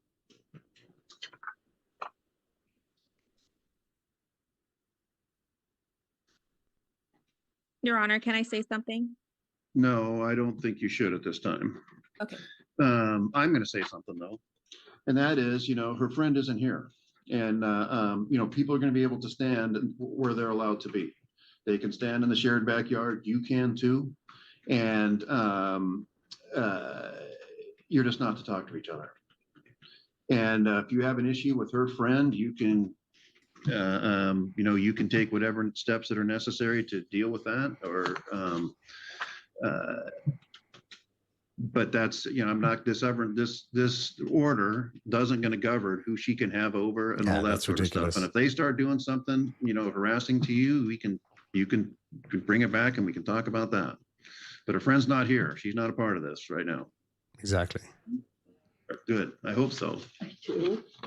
And I hope that if you two can stay away from each other and leave each other alone, things will calm down and everybody can live peacefully in their own place. What's she gonna do about her cats? They're all over. I'm not being. That's her business, they're man. on my deck. They're on the roof. They're on top of the car. Get a restraining order against her cats. I know they want to eat, but I said, no, I'll get in trouble. Doesn't want me to talk. How do you not talk to cats? How do you talk to cats? That's where I'm like, how do you talk to cats? You know what you should do, lady? If the cat's coming over eating the food that you're putting out, just get a restraining order against the cats. What could possibly go wrong? There's God, nothing in the order that here. restrains you from talking to cats. Well, thank you. I don't want the cops to have to waste their time to come out and do that, and I don't want to run over the poor Pearl while she's underneath my car. I love them. I love the cats. And I'm not feeding them. I'm trying to get a raccoon to come out underneath the house so we can trap her with the babies and and be done with it. I'm not gonna put food out after, once I get the raccoons out. Have you talked with your landlord about the raccoons? Yeah, we're working on it. There's nothing in this order restraining you from talking to cats. That's one of the funniest things I've ever heard He before. actually had, when the maintenance guy bring trap, he didn't set the trap up right, but, yeah, that's the problem, because he never goes back to check on it, and you 'Cause can't leave her. You can't leave. Raccoons can present issues for humans as well. Yeah, they Huh? can carry all sorts of diseases, Like- can't they? Yes, absolutely. Oh, well, that's why we're trapping it. But he brought it out. He didn't set up right, whoever came out, and didn't even tell me that it was trapping. You can't leave a defenseless animal trapped up in a trap and not, and let it starve to death in a trap. She's right there. I So agree we're with that. working on it. Landlord's in Florida. He'll be back in 2 weeks. We're taking care of it. Because he's doing, it's under there, tearing up the kitchen floor. I don't want my floor tore up. I don't think your landlord does either. No, he doesn't. We're working on it. woman. We'll give you a copy of that order for you to go. Any questions? Again, I'm gonna leave with this, and I hope you take this to heart, Ms. Adams. You're just not to contact Ms. Meyer or her child, communicate with her in any way.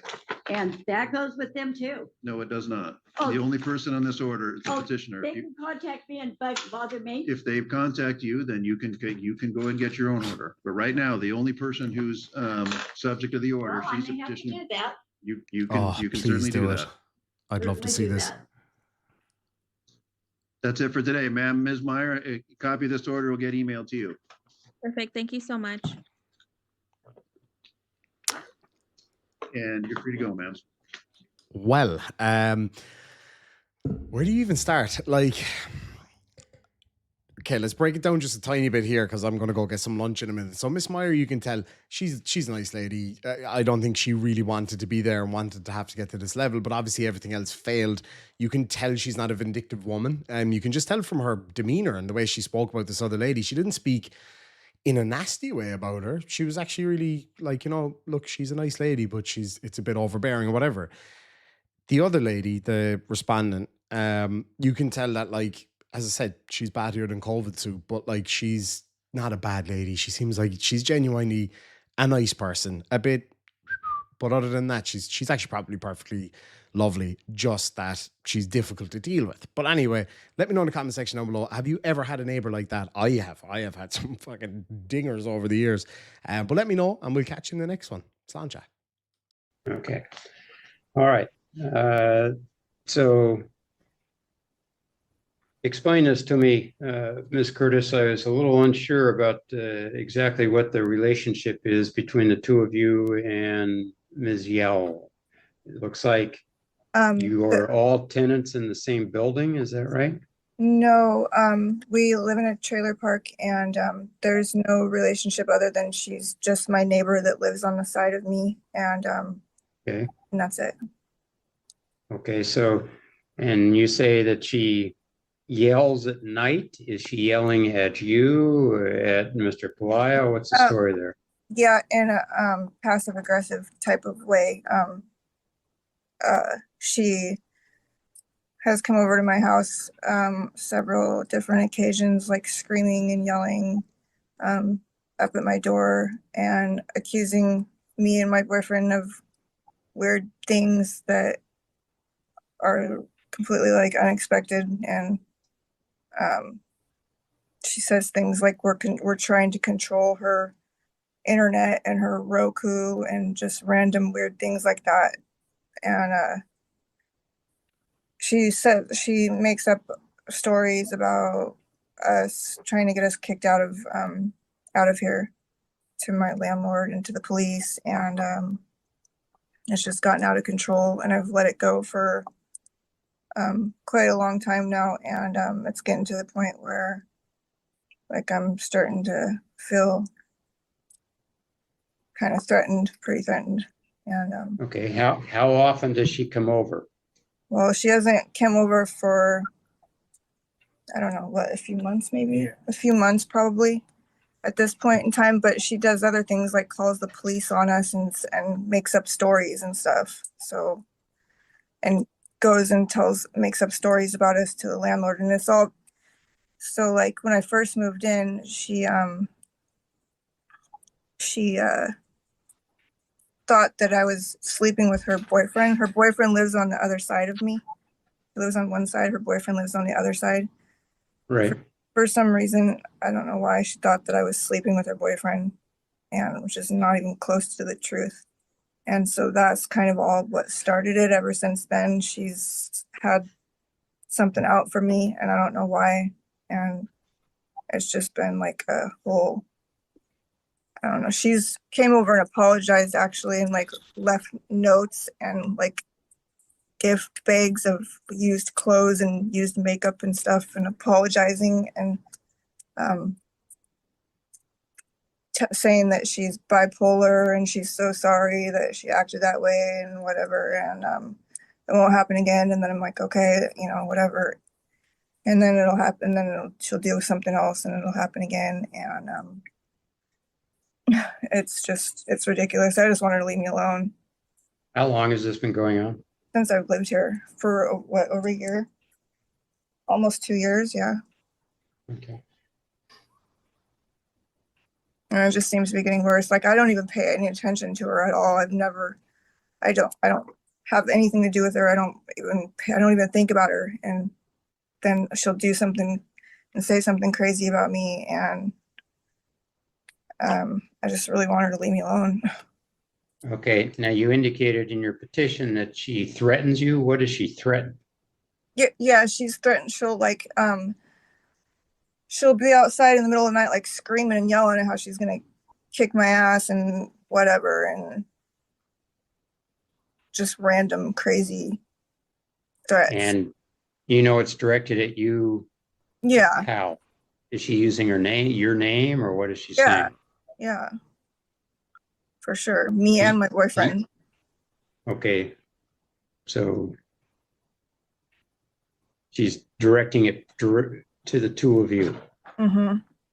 not just yelling at the moon. No, like she's definitely is at us. And you said that she threatened to use black magic. What do you mean by that? So I found a phone outside in my backyard one time, and because she cuts through my yard to go to her boyfriend's, and so I found a phone out there and I didn't know whose it was, and so I looked at it to try to find out whose it was, and I went into the messages and I started reading some of the messages, and it was her talking to one of her friends about us and how she thinks that I'm sleeping with her boyfriend and she's gonna do some black magic spells on me. And I don't remember the details of it, but it was kind of scary, you know. And then we gave her phone back. Okay. I did take screenshots of all those. And Mr. Palaio, do you have anything you want to add? That's about it. I mean, just it's crazy. We don't have nothing to do with her. She's really. Okay. But so if I understand correctly, it's been a couple months since she has come over to your property. Is that right? Yeah, but she's done other things. Like she called, like a week ago, she called the police on us and had the police come out, and we weren't even home. I don't even know what she told them, but I saw on my cameras that the police were at my door, and I did some research and I found out that she had called them and some kind of type of disturbance, and we were at work. We weren't even there. So she made up some, I don't know what she said to them, but they came out and to my house, and I'm like, she does stuff like that, even though she doesn't directly come to me anymore. She does stuff like that, or she'll go to my landlord and tell him that I'm trying to control her Roku and stealing her internet and just weird random stuff like that. Okay. Thank you. Mm-hmm. Ms. Yell?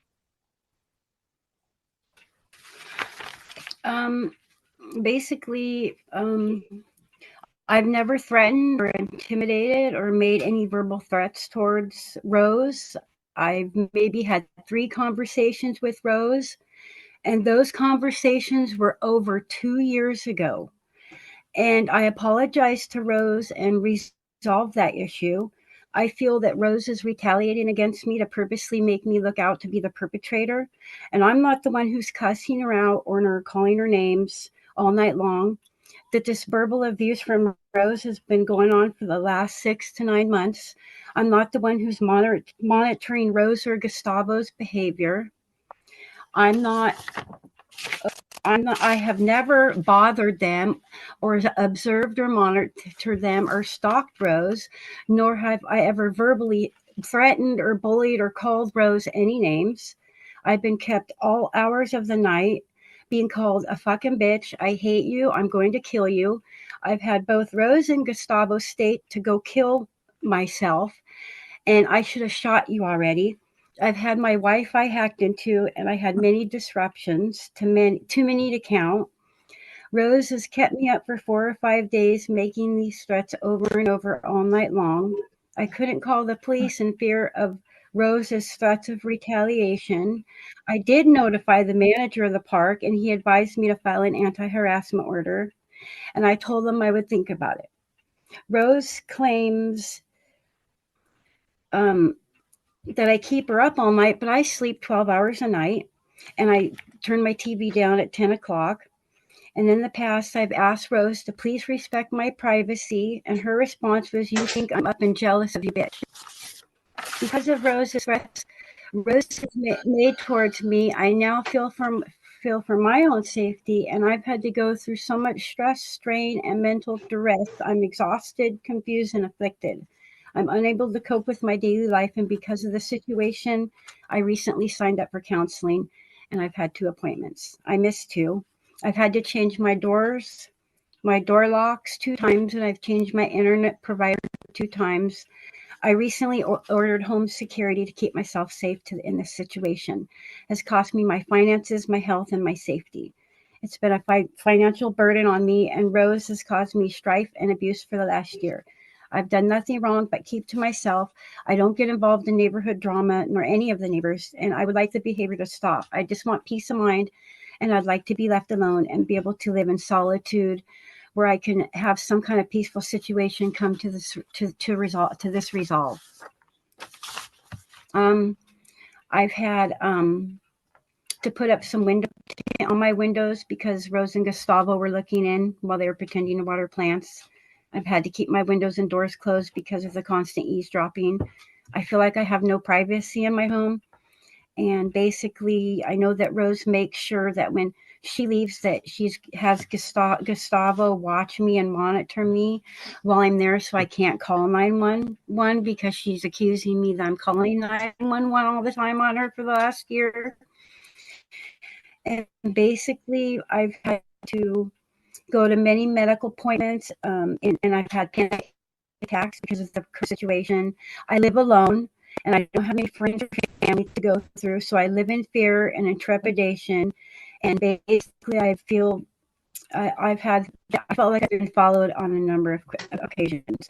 But I've suffered so much mental distress because of this, and I've had breakdowns, and I just want the behavior to stop.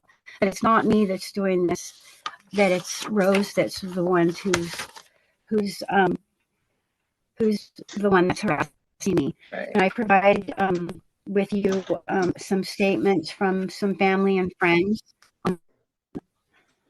from Roger Yowell, and I provided a statement from Raina Pearson, Rita Nice, Miles Toll, and my neighbor Ramona Bear.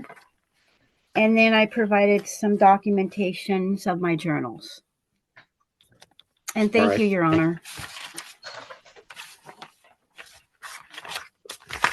And Ms. Curtis, do you have anything else you want to add? There's not one bit of truth to any single thing that she said. Not one single bit of truth. I've never ever even purposely talked to this lady in my life. Not once have I talked to her or had any. I don't understand why she even thinks this stuff about us, other than her thinking I was sleeping with her boyfriend. That's when it all started. And her boyfriend told us on numerous occasions how she's crazy, and every single one, She's off her medication or something like that. and all of our neighbors will say how she's crazy and bipolar or whatever mental illness she's got that is paranoid about people. And she thinks that we would want, for some reason, to stalk her or even know what she's doing. I don't care about any of that. Like, she's of no importance to me. I don't even think about her. I never have. So all these are just delusions, and I would appreciate it if she got some help, because it's kind of affecting my life, and I really don't want anything to do with this drama. I don't have problems with any of my neighbors. So Thank you. it's honestly kind of sad if she really believes that kind of stuff. It's kind of concerning and sad. All right, listening to the two of you, Ms. Curtis indicates that there had been a period of time in which Ms. Yao was yelling at her, taking offense under the belief that Ms. Curtis had relationships with Ms. Yao's boyfriend. That apparently, the direct contact from Ms. Yao to Ms. Curtis apparently stopped a few months back. There's a concern by Ms. Curtis and Mr. Pelayo that Ms. Yao reports falsities to the landlord in the trailer park, and also has been calling the police and making false allegations, and leading to at least one stop by the police at Ms. Curtis's and Mr. Pelayo's residence when they weren't present. On the other hand, Ms. Yao says, in fact, it's the opposite, that she's being harassed by Ms. Curtis, and then Mr. Pelayo watches her, and she feels under duress from the pressure they're putting on her, and has asked for a realignment of the parties. There was a temporary order issued in this case. I'm going to first indicate to the parties that this court, I don't have any authority to tell somebody not to call the police. I don't have any authority to tell them to not talk to the landlord. I don't have any authority to tell them to tell the truth. If Ms. Curtis or Ms. Yao is going to go to the landlord and say things that aren't true about Ms. Curtis and Mr. Pelayo, we don't have the authority under this process to tell her not to do that. And we don't have any authority to tell her not to call law enforcement. It's up to law enforcement. It's up to the landlord to make the decisions they want to make and decide whether they want to listen to what Ms. Yao is telling them or not. So I'm going to find that Ms. Yao is not directly contacting Ms. Curtis and Mr. Pelayo at this point in time. I will not enter the protection order. And the one temporary order will cease as of today. I will, however, make a record that Ms. Curtis and Mr. Pelayo, Ms. Yao have made very clear that they do not want any contact from you. So they have the right to come back and refile this order if you contact them in the future. You are to, there's no order here, but you are well advised not to have contact with them, since they have made very clear that they don't want to hear from you at all.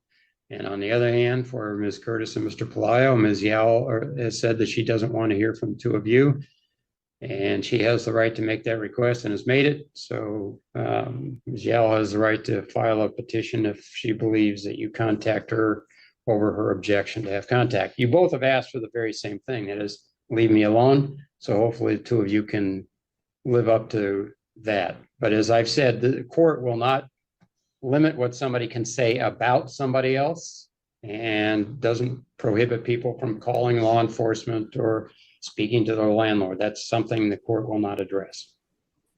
All right, I've signed a denial order. Thank you both.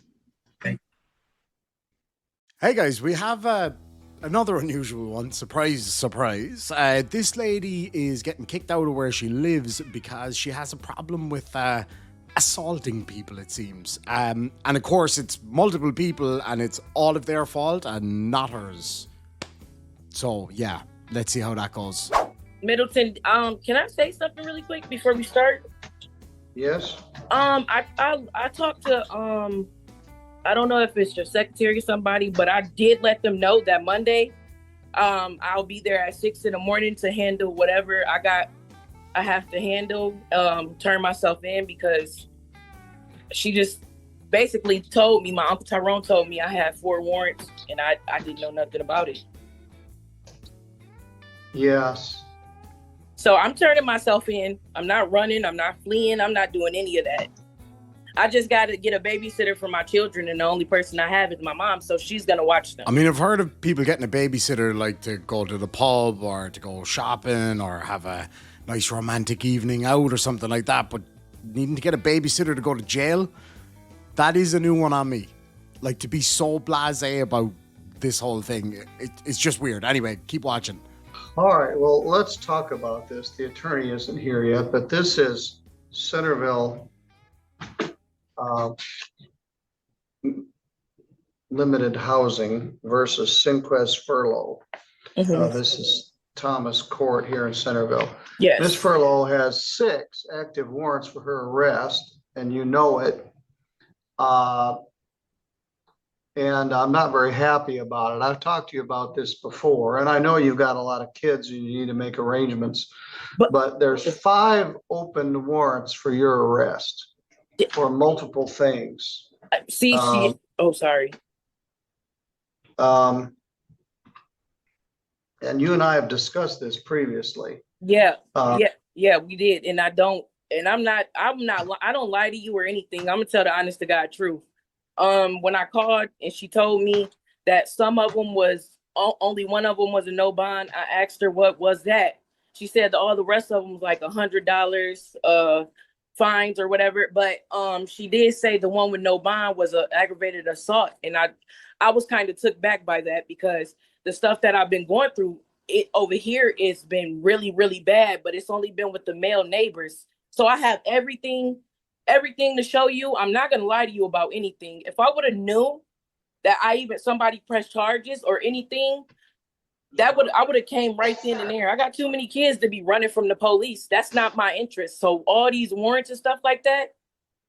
Last time we seen each other was October 31st the next day after Halloween, when my neighbor was harassing me and I went to jail. So Here. All right, well, the first one is from April. Which case are you here on, sir? He has a hearing at 10 o'clock. Okay. All right. Is no insurance, leaving the scene of an accident, open intoxicants, and driving with a suspended license from April of 24. That warrant's been out for a year. Oops. Just a minute. I'm just telling you what they are. Okay.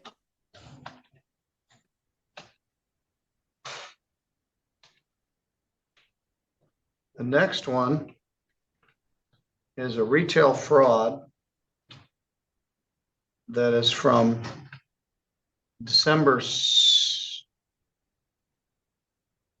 2nd of 24. The next one is no insurance from May of 24. 9. Driving suspended from May of 24. Darn it.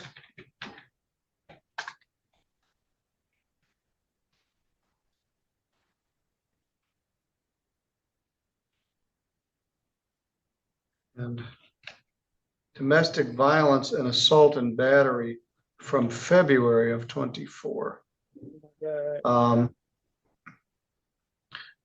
They should have arrested you when they talked to you on that assault case, but Middleton, not to cut you off, I'm so sorry, but I got before that case, I'm being accused of that case. The only reason I didn't prosecute or anything back, because the officer called me, and the person who I was helping out wanted to get her phone out of my house, and my mom even came. I have witnesses. Don't tell me any more about it, Miss Furlow. Okay. Until we get a lawyer to help you with this. And I do have I have a lawyer right now, legal aid for this stuff that I'm going through. But that me putting my hands on nobody, it never was. So I want to fight that to the full potential. And the Centerville police know that. All right, well, They let's were talk here. about this landlord tenant case. Okay. The manager is here, and Corey Grand Maison is here from Swistak Levine Law Firm that represents this complex. Good morning. Good morning, Your Honor. Before you logged in, I was discussing the fact with the defendant, she has several open criminal warrants. She's aware of that, and she intends to come in Monday and deal with those matters. This time, we're dealing with the landlord tenant case. This is filed as a termination of tenancy action.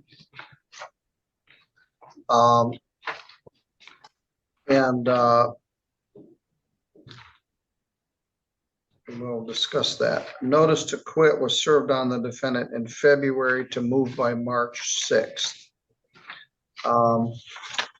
As a defendant in a termination of tenancy action, Ms. Furlow, you have the following legal rights. You have the right to obtain counsel for representation in this matter. If you cannot afford an attorney, a legal aid attorney may be available to help you. You have a right to a trial by a jury or by the court. If you wish to have a jury trial, you have to advise the court here today, or you have to pay the $50 jury demand fee and file a written jury demand within 5 days.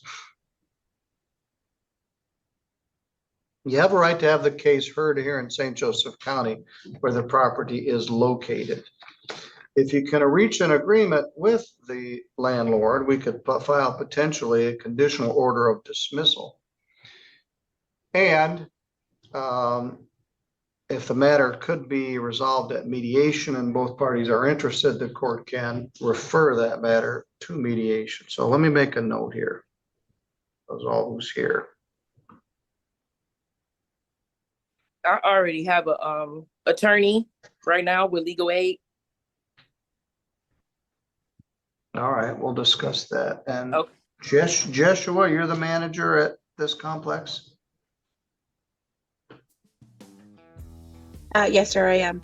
Just going to take a quick break here in the middle of the video to say thank you so much for watching. I really hope you're enjoying it. If you do, make sure and hit that like button, comment and subscribe and all that good stuff. If you want to support the channel in other ways, you can do so down below by leaving a super thanks, hitting that PayPal link with something in the old tip jar, or grab yourself some awesome Irish Demon merch. There's going to be big changes with a few of the designs and stuff coming up, so that merch won't be available for much longer. I met you that day that little dog bit me in the foot. Yes, sir, you did. They're no longer in the park. I like to know my surroundings, Mr. Grand-Maison, and I walked over in the park one sunny September afternoon during lunch just to see how things were going, and they've got things situated pretty well. And one of the tenants, little dogs, she opened the door and the dogs ran out and bit me in the foot, and she was right there when it happened, but I survived it. All right, also we've got Kyle Evans. He's my boss. All right. And you told me that day that the lady was going to be moving out. Yes, sir. And apparently that happened. All right, well, this is a termination of tenancy. And I don't know whether this is a subsidized lease. The notice to quit was February 25th. The defendant did not move. It looks to me like the lease is up. Ms. Furlow, you have been in contact with legal aid? Yeah, I talked to Libby. She said she wasn't going to be able to come to the hearing today, but she'll get right back in contact with me. I did my intake and everything, and I do want to take it to trial because I have all the accuracy that I need. I want to take it to trial. All right, well, let's talk about this. They want you to move. Yeah.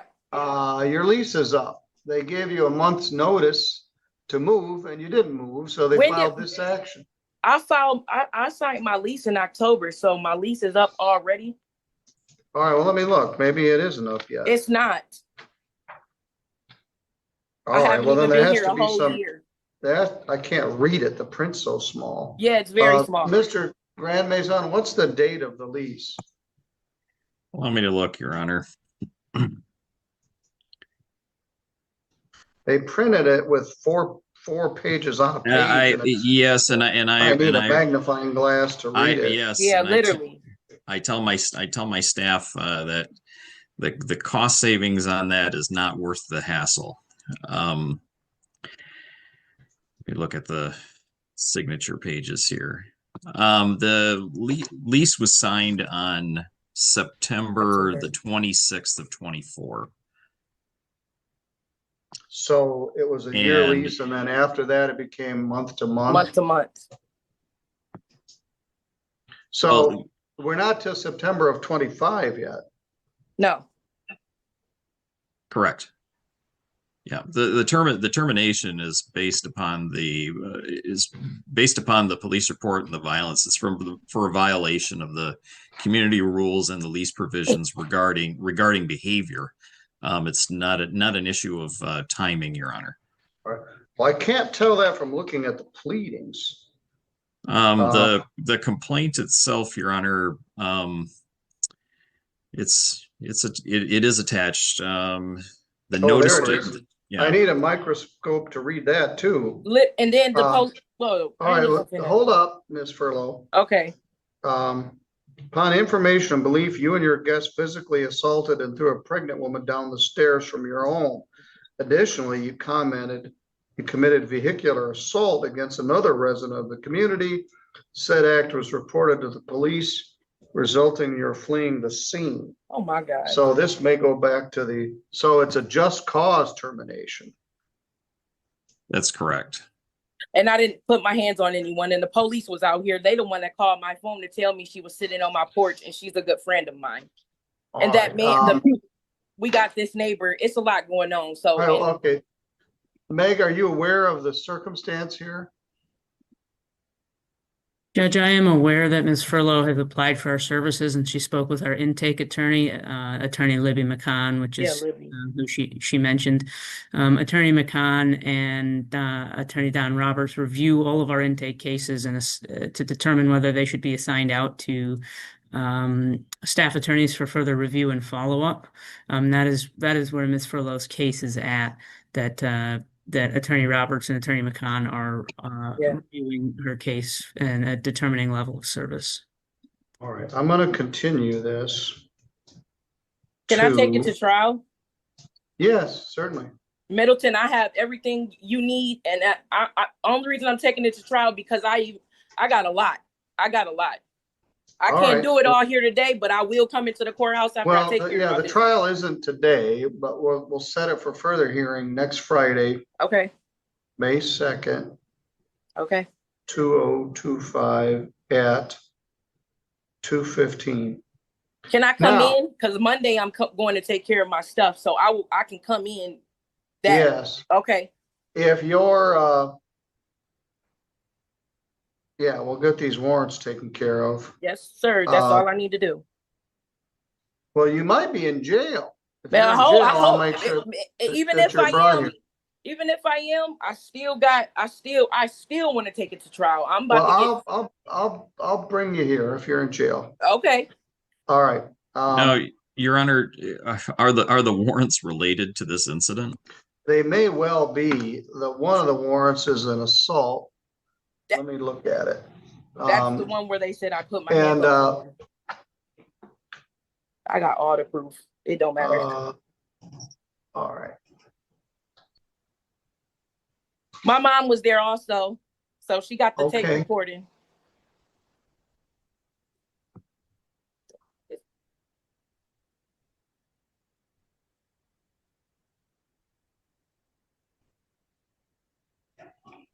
Yeah, because the incident report on this is from February the 6th.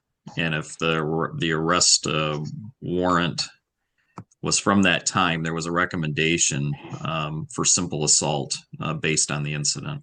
I was in front of the police, so I don't see how that was a simple assault when they called me. And I have just a minute. Let me pull up here. SYNQUES.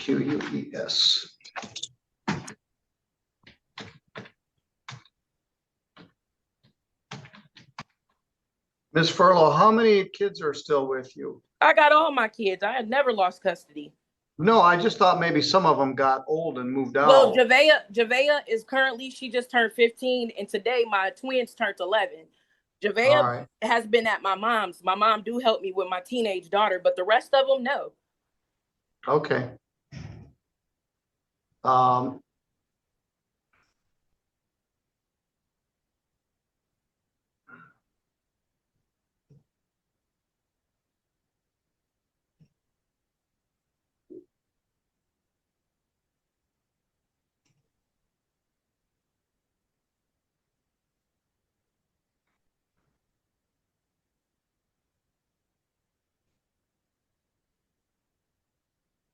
All right, it is alleged that on February 6th in the village of Centerville, that you assaulted Skylar Ballard, a resident or former resident of your household. No. Count 1 and count 2, domestic violence. Count 3, assault and battery upon Craig Kloppenstein. Oh my God. That's a 93-day misdemeanor. So that was charged by the prosecutor on February 21st. Okay. And there has been a warrant for your arrest since February 26th. But apparently Centerville hasn't made much of an effort to serve the warrant. Yeah, because they know that. Oh my God. You talking about the man that harasses me every day and call me and my kids niggers and monkeys, who came in my driveway when me and my friend Skylar was getting her phone and put the camera. Well, don't tell me no more about it till we Okay, get because I got video for the park. I didn't This touch is her. file number 25359 SM. Okay.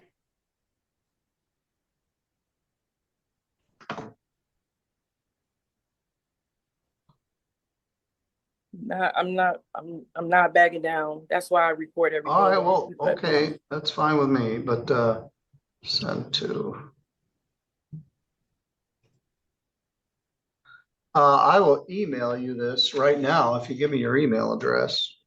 Me, No, Middleton? not you, Ms. Furlow. You'll get it on Monday. Okay. Yeah.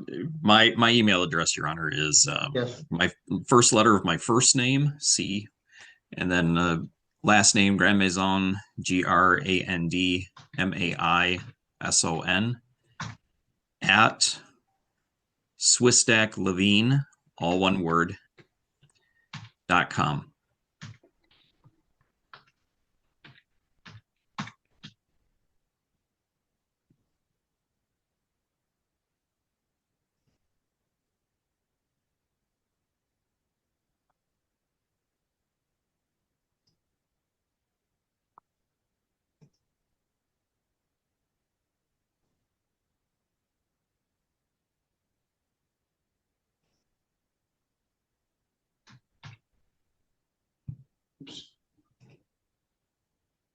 Thank you, Your Honor. I'm in receipt.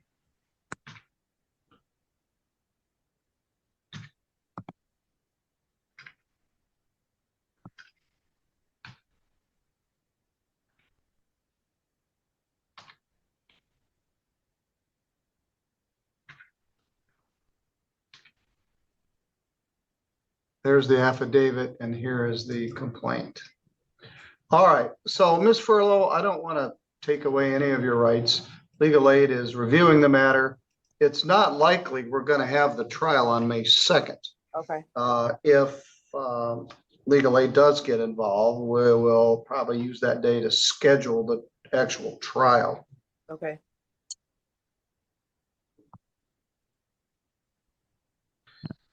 I'm in receipt of both the complaint and the warrant, Your Honor. I appreciate it. All right, thank you. That just took a second. Meg, are you guys interested in that also? I was just thinking it would probably be appropriate to share it with us since the court knows that she's contacted us, but we aren't attorneys of record, so. Well, you can share it with your screening staff. I appreciate that, Judge. Thank you. It is a public record, so it's nothing secret. Yeah. That's why I didn't say anything.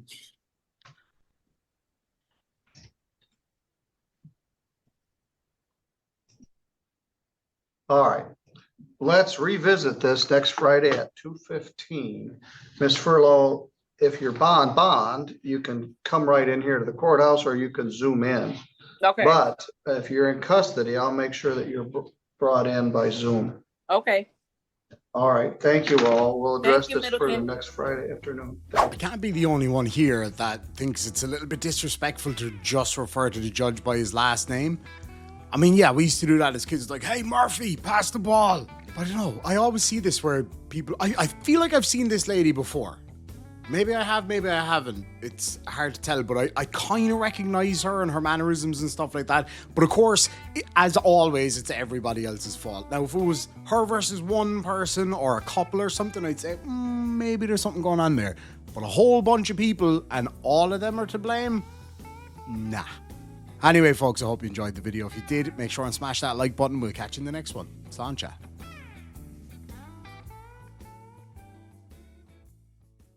Good afternoon, everybody. The Irish Demon back with another video. We got this really interesting restraining orders hearing here today. Now, this one kind of made me feel a bit uneasy. We got a lady here looking for a restraining order against her downstairs neighbor for some alleged aggressive activity that he had done towards her. But then she says something really interesting that makes me think that a lot of this is orchestrated, or at the very least being used to her advantage. So I would absolutely love to hear what you think down below. Let's get stuck straight in. You were in harm.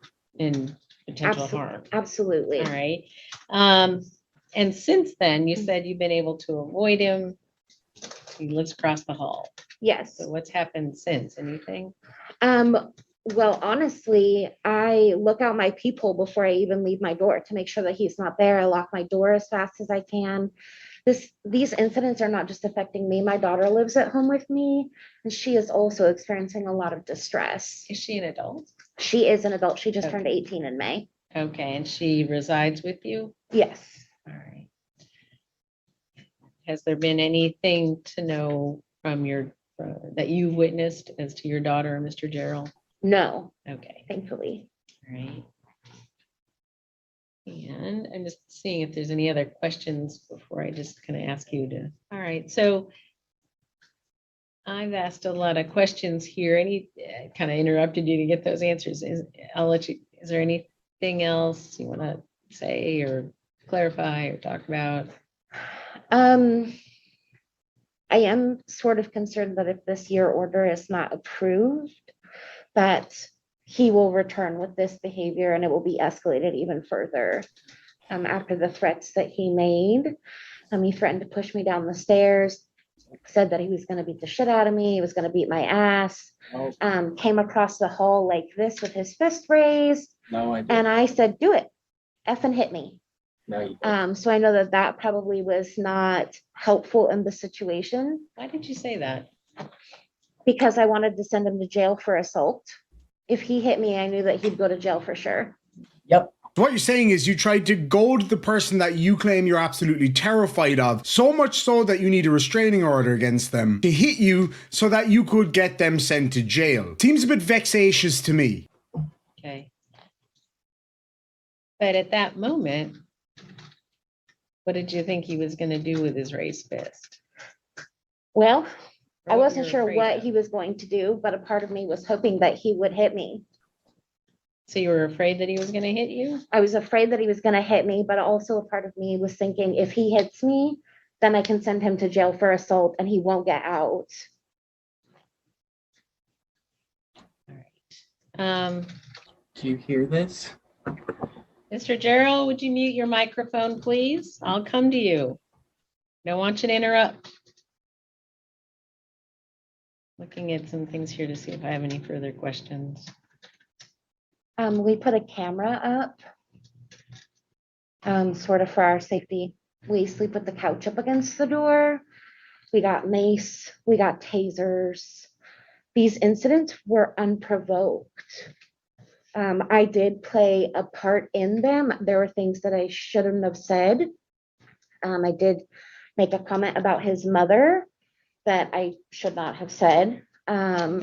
On the 14th and 19th? On the 19th, when he said, you're top heavy, you're going to go down the stairs hard. And I said, I'm top heavy, your mom loves these big titties. Mother of God. Oh. So a neighborly dispute between this guy and, I'm just going to say it, she seems like a bit of a Karen to me. If you think differently, let me know. But that neighborly dispute turns into this. Her trying to get him to hit her so that he'll get sent to jail. That's not what ROs are for, man. So I definitely should not have said anything like that, but I felt really, I don't really know how to describe the feeling. I felt violated. I didn't understand why he was so angry with me when all of the interactions that we had were, I feel neighborly. Hi, how you doing? You know, I mean, he was taking out my garbage. I'd leave my garbage outside my door and it would just be gone. And he had taken it out. And I was like, that was amazing. So I just don't understand what changed. But I do acknowledge that I definitely played a part in the interaction. There are things that I shouldn't have said. But let me ask you, did you on the 14th initiate the events? No, the neighbor and I were not, we didn't even acknowledge him when he was coming up the stairs. We were just chatting with each other. And it was completely unprovoked. All right. Okay, so on the 14th, let me get back to that.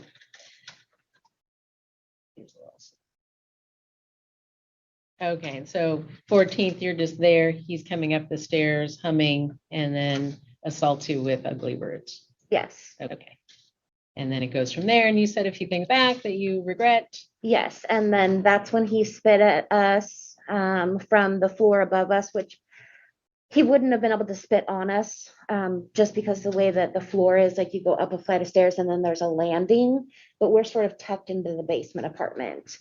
And then he said, suck my dick, and I said, what dick? So that's when he went into his apartment. Okay. Now, I'm not trying to necessarily lessen any fears that this lady may have, but it seems to me from her story that she didn't really have a lot of fear for him if she was willing to abuse him, his mom, and his gentleman's region. Just seems like she's trying to get an RO just to kind of stick it to him, but I might be totally wrong. Some name calling and ugly words back and forth. All right. All right. So I'm going to turn to Mr. Gerald. Anything else? Not at this time, Your Honor. Okay. So Mr. Gerald, why don't you unmute and respond to the allegations here so I can make a better decision here. Ma'am, a majority of what she is saying, she's making up, and she's just adding more and more than what was actually even happened. So to start with, I got into the back and forth with the downstairs neighbor, Christopher Brown, and it ended with her saying, "You won't like what I got planned for you." I shut the door and I locked it. And then I had my cerebral. Wait, the Mr. Christopher Brown. Okay, so you got into it. That was on the 14th, you think? And yes, and that was unprovoked. I didn't do anything. You know, I just went up to my apartment. I never had even stopped walking up to my apartment. Didn't stop for a second. I went straight up to my door and locked it. And we were having a back and forth on my way up there. I shut it and locked it after she said, you won't like what I got planned for you. And then I go to try to finish up some dishes that I left in my sink from that morning before my cerebral appointment with my prescriber and therapist. And so I hear screaming right outside my door, thinking that the first floor neighbor had came up to my floor. And I'm just like, why is she coming up here? So I open the door and I leave my hand on my door. I never even left the entryway of my apartment because I have a cat who would like to get out if I left the door open. So I'm standing there blocking the way. I never even left my hand on the door, never left the entryway. And I just see her screaming at me. And I said, go back in your apartment. This is over. Her being Ms. Bell? Yes, Miss Bell.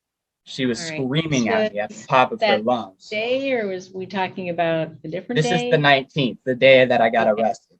All right. So she's just screaming at me. And I tell her, go back in your apartment. This is over. I don't want anything to do with this. And she said, don't tell me what to do. She screamed it, actually. And then I yelled back at her, go back in your apartment. And then she says, what are you going to do about it? Here's where I feel the worst about what I said, because I had never threatened her. I made a joke. I said, you're 50 and top heavy. All I'd have to do is tip you over. I said that as a joke. And then she says to me, you think I'm 50? And then just starts laughing like a crazy person. And then I said, you're younger. That's even worse. You're going to need some ice for that burn, lady, because that's pretty funny. And then she says, do you want me to get my And I didn't hear what she said, so I thought she said boyfriend or something. She turns around, yells a name, and I shut the door. I lock it, and then I hear her yell through my door. That's what I thought. And then I hear her laughing down toward the downstairs neighbor, Christopher Brown, laughing and making fun of me. And then 25 minutes later, after my prescriber appointment, I hear knocking on my door. It's the police, and he said that I had threatened to push her down the stairs. I had never said push. I had never threatened to push her down the stairs. I had never threatened to push her. I said the word tip, and I said all I'd have to do. I never immediately threatened her, and I've never threatened her. Never, none of that stuff. I have character references from my job, from my mom, my girlfriend of 5+ years, my brother, previous roommates, and previous landlords. They're just lying and trying to ruin my life. She has it out for me. And as for the incident on the 14th, that never even happened. Like, why wouldn't she call the police if I spit on her? It's just, she's causing so much panic in my life right now. And then I have video evidence of Christopher Brown's boyfriend walking around with a bat outside of my window. I have video evidence of them smoking outside of my window. I have video evidence of them parking in my spot. They're the ones harassing, intimidating, and terrorizing me and making it uncomfortable for me to live here. It's a lot. And I don't know what to do at this point because I've never threatened these ladies. All the things they're saying I did, it's not true. So you sent in a photograph. Yes, she says I kicked her door twice. If you look at the door, there's no dents on her door. So that was from last Thursday. Who took this picture? I did last Thursday, right after I received the served paperwork, and it said I had kicked her door twice. And I said, that's bullshit. I opened my door and I took a picture of her door. There's no dents in her door. Not a single one. A picture of whose door? Jessica Bell's, J6. And you took it on Thursday. A week after the incident. Thursday would have been the 28th? Yep. Okay, and? Do you see any dents in her door? All right, and so twice. There's white spots, but there's a bunch of those. You didn't kick the door. Never kicked her door. She's the one who was screaming at my door, which is why I opened it in the first place. Okay. All right. So let me piece this together from your point of view and from what I read in this petition so I can ask some questions. If I had spit on her, why didn't she call the police? All right. So she wanted to send me to jail for assault because she knew it would work. I had never raised my fist to her. I had never even left my apartment. I had my hand on my door the whole time, concerned about my cat getting out. She's the one thing in this world that matters to me, and I will not let her get out. I did not leave my apartment. Trash talking each other with ugly words and. Yeah, I never left my apartment. She's lying and adding on more and trying to make it seem like I'm some criminal, and I'm not. You can look at my record if you want.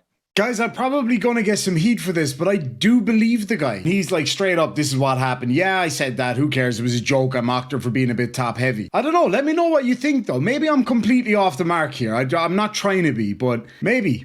So since then, I guess Olympia Police Department arrested you since the 19th, when kind of things came to a head in the mind of Ms. Bell.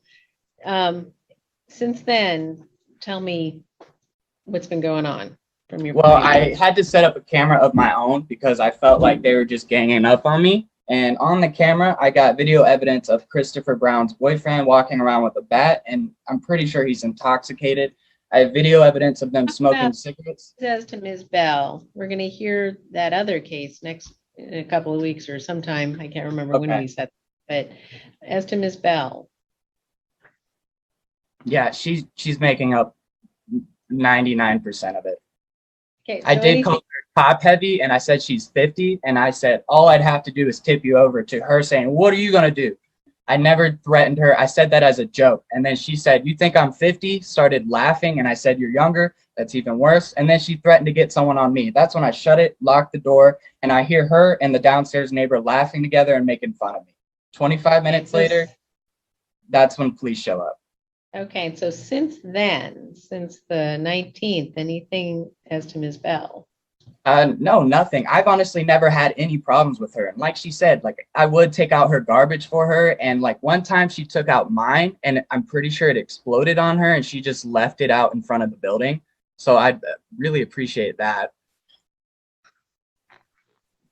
So how do you avoid each other if you live across? I the honestly switched up my work schedule just to avoid them altogether. I don't get home till 3 o'clock in the morning most nights.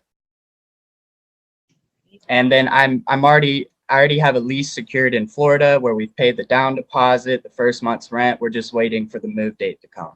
All I'm asking is, do you see any dents in her door? Because that's how she said I started it, and there's no dents in her door. And so you're saying that, looking back at the picture again, I see a gray door. I see some white scuff marks. I don't know what they are at the bottom. But she said I left a dent in the door. I don't see a dent. Okay. And wonder, are we able to somehow put that on the big screen? Talking to my clerk here. No. We might be able to, but I'd honestly just like for them to leave me alone. Yeah. All right. I'm gonna just print that picture so that Ms. Bell can look at it as well. Since it just came in, and that's only fair. So in just one moment while we get that done. All right. So Mr. Gerald, anything else?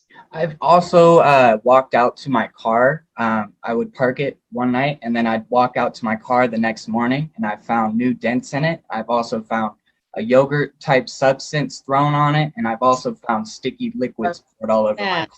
Let me step back to the car. When was that?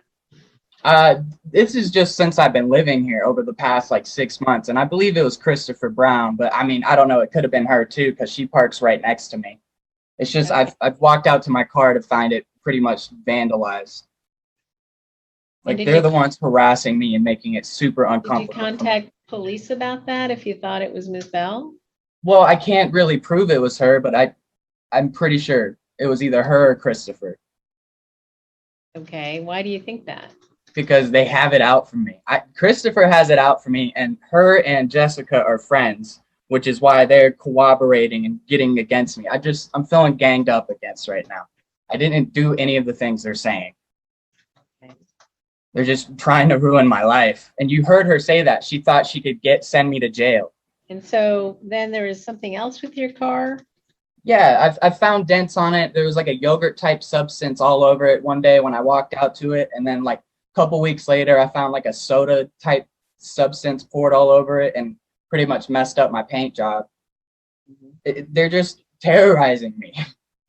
Right. But you're not certain, you didn't see it happen, and Yeah, you don't I'm have not anything certain, else? but I believe it was them. I'd like for them to just leave me alone so I can live my life. They're the ones harassing me and just trying to ruin my life. I've actually had to start upping my prescription medication just because of how much anxiety and stress it's putting on my life. And those two things you didn't report to law enforcement, or did you? I never reported the car things because there's no solid proof, you know. Okay. I could take a picture, but it can't put someone at the crime. Right. All right. Okay. So looking at this door, you say you took that picture on Thursday, the 28th. Week after the incident. This will be 9-10 days after the event. As to I'm going to turn to Ms. Bell, as to that alone, that picture that you had some opportunity to look at and the court is able to look at, anything, is that your door? As far as I know, yes, it's my door. And you said that there was a dent in your door on the 19th. Yes. Where was that dent? Can I approach, Your Honor? Well, I've got it right here. You can tell me where. So the dent in the door is right here. On the lower right, as you look at the picture? Yes, Your Honor. Okay. It doesn't show So it there's in some this photo. white, like 5 white dots in that area. Yeah. What are those? Were those there before? They were not. I've been here 9 years. She said I kicked her door twice, so I don't know how it put 5 white dots on there. All right. So, Mr. Gerald, anything more? I'd just like for her to leave me alone. All right, folks, so you've heard all the evidence at this point. You heard what she had to say and you heard what he had to say. There's always three sides to every story. There's what he said, what she said, and what actually happened. Now, I don't expect any of you to consider yourself a judge or anything like that in this case, but I'm sure a lot of you have seen a lot of these kind of things over the years. I myself spent months and months and months working in the restraining order court. So I've seen plenty of these where on the face of it, it seems like, oh my goodness, I can't believe this is happening to this person. But then when the trial happens, a lot of other stuff comes out. So I'd like you to stop the video right here. Comment down below, what way do you think the judge is going to go with this? And then just below that, comment what you would do if you were the judge. All right, so Ms. Bell, Mr. Gerald, that's what the court's going to do here. I do find the weight of the evidence causes this court to continue this order, but it's going to be short given what we've heard from Mr. Gerald about an October leave day. I'm going to make this through the end of the year. And I'm not going to make any, I'm going to continue with that temporary order. I'm not going to make any orders that you exclude or stay away because I'm not going to effectively evict Mr. Gerald. And the issue is just don't contact each other. Don't contact each other through others, social media, family, friends, any way. And of course, don't harm Ms. Bell or her property. And I see that photo does show damage. The photo that was provided by respondent, the area that is alleged to have been kicked, makes sense that looks like that happened. And so, Mr. Gerald, then sign off on this order just the same as the temporary order. Don't contact Ms. Bell. Don't harm her.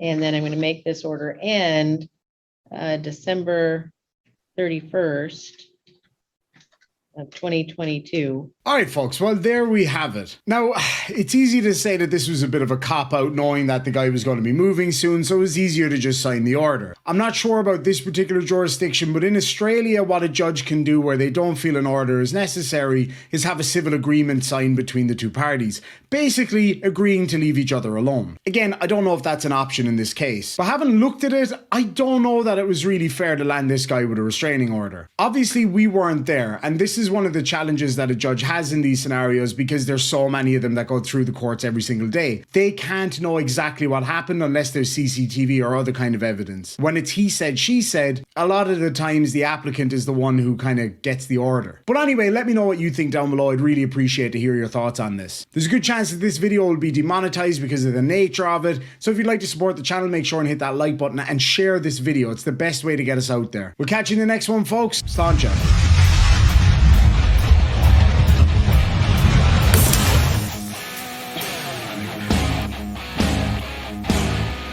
We got a very interesting restraining order case here for you folks. So this lady on the top right, she already has a restraining order against the other person's partner, and she alleges that they both engage in the same activities. However, she's got no evidence against the individual that she's actually talking about here. Now, I'd love to hear what you think. Put yourself in the position of a judge here. Do you think it would be appropriate to grant it in this scenario? I'm kind of on the fence about it, but I do really want to hear what you have to think. Oh yeah, and the lady gets a really awesome hot mic right at the end. And Mr. Allen, activate your video, please.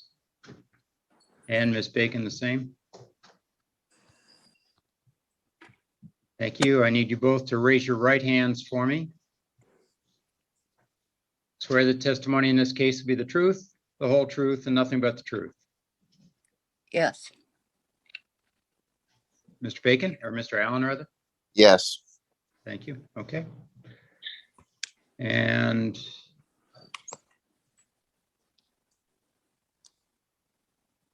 Ms. Bacon, I understand that the two of you reside in the same complex, and your position is that Mr. Allen, for some reason, yells at you and posts things about you on Facebook that you don't appreciate. You want to add any more to that? It's just the harassment. If I walk down the sidewalk, he'll tell me to keep walking, bitch. Threatening to knock my teeth out. So it's just every time I see him, he's got some comment of harassment on me. And how long has this been going on? This has been going on for a while, but it really started in about, I think, 3 months ago. I'm off on dates and times, cognitive issues, but it's been going on. I want to say probably 3 months steady. The Adderall is strong with this one. Can you please stay still for 2 seconds? It's kind of like, okay, I'm ready for Zoom court now. Better chug back a ton of coffee and just be in the background like... All right, was there a precipitating event? Not to my knowledge, no. Okay, Mr. Allen? 3 months ago, I wasn't even here. I was on vacation, so there's no way that I could have even said those things. And plus, even if I did, I don't have any contact with her. I stay in my house, I do my thing, I go shopping. Okay, so Ms. I don't go anywhere near her when she's outside. I don't go near her. I go to the garbage can when I need to go over there, and I do my thing. So what I hear you saying to me is that you've never said anything to her. No. You don't yell at her. You don't do anything like that. Is that no, true? I don't yell at her at all. No, I do my own thing. And plus, there's no way that I could have said those things because I was on vacation for 3 months. When did you get back? I got back about a month and a half ago. And Ms. Bacon, you had in your documents that you filed a statement from a caregiver who was referring to Patrick Chapman. Who is Patrick Chapman? Patrick Chapman is Kevin's partner. Okay. But not a part of this case today, correct? Not Patrick is nothing to do with this case today. No, you're correct. Okay. Right, and then I'm reading the document you submitted, the statement from Ms. Kopp, who also is referring to actions of Mr. Chapman. And then I see some text screenshots, which also seem to be from Mr. Chapman. So I'm wondering here, what role does Mr. Allen play? What role does Mr. Chapman play? They both harass us. Patrick does the same thing, but we already went through court on that one. So today it's just against Kevin Allen for harassing me every time I walk out my door.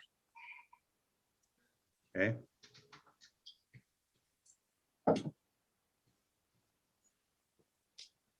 And I don't think I saw in your materials, and correct me if I'm wrong, anything in any other witness besides yourself indicating that Mr. Allen was yelling at you. Is there something in there that I did not catch? No, could you repeat that one more time for me, please? Yeah, all, as I said, all the statements that I see in your exhibits that you filed with the court were in reference to Mr. Chapman. Is there anything from somebody other than yourself regarding Mr. Allen's behavior towards you? No. No. Okay. All right. And Ms. Bacon, what happened on the Chapman matter? They gave us 1 year protection order. Okay. Thank you. All right. In this case, as I said, most of the exhibits in the file for this case referred to actions between Mr. Chapman and Ms. Bacon. Ms. Bacon has told me that Mr. Allen does some of the same things. None of the witness statements in the exhibits referred to Mr. Allen. So I'm not going to enter an order against Mr. Allen. But Mr. Allen, what I am going to say is that Ms. Bacon has made it very clear said she does not wish you to have any contact with her, which obviously would include yelling at her or commenting to her. So I would expect I don't want any contact with her either. Like, as long as okay. So she's like, I'm just talking with you right now. I know. So I would expect that you will honor that request and not say anything to Ms. Bacon. Ms. Bacon, if Mr. Allen reaches out to you, understanding that you don't want him to contact you, you're welcome to come back and file a request at that point. But at this time, I won't find there's a basis for me to enter such an order.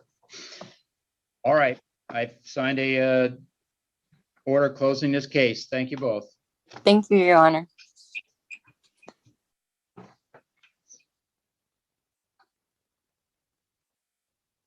He was from fucking vacation.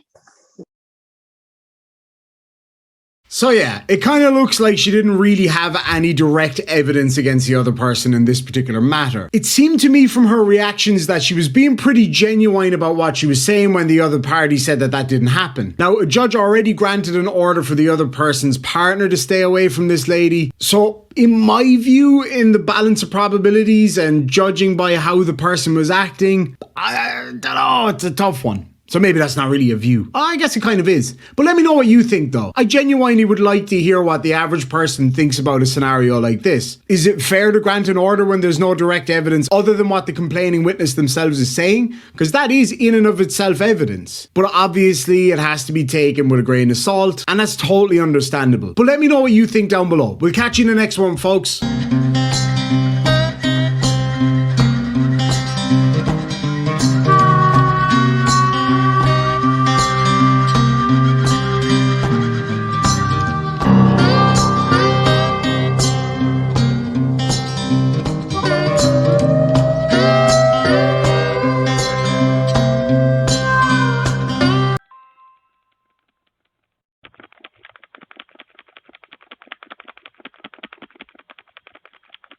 Keep hitting that button, Karen. Maybe they didn't hear you. Good afternoon, everybody. The Irish Demon back with another video. Today we're going to have a look at a few hilarious Karens. Let's get stuck straight into it. This first Karen is big mad about a cat. Oh, open your door.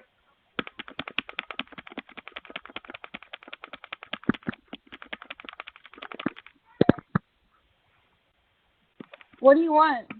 I want to talk to the grown-up who lives here. Why? What happened? Answer the door. What happened? Answer the door. No, I don't even know who I'm you your are. neighbor.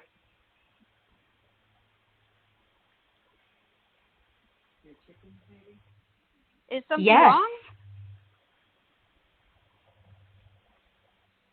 Well, can you tell me what it is? Open You the seem door. pretty angry.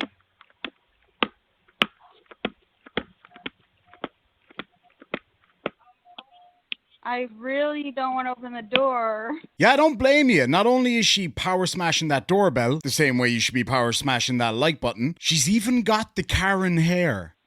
Unless you calm down.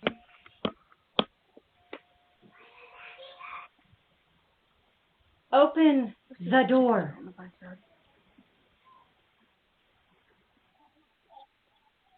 I'm sorry. Who are you? Can you just tell me if something went wrong or Yes. something happened? I'm not aware. There is if something wrong. made you angry.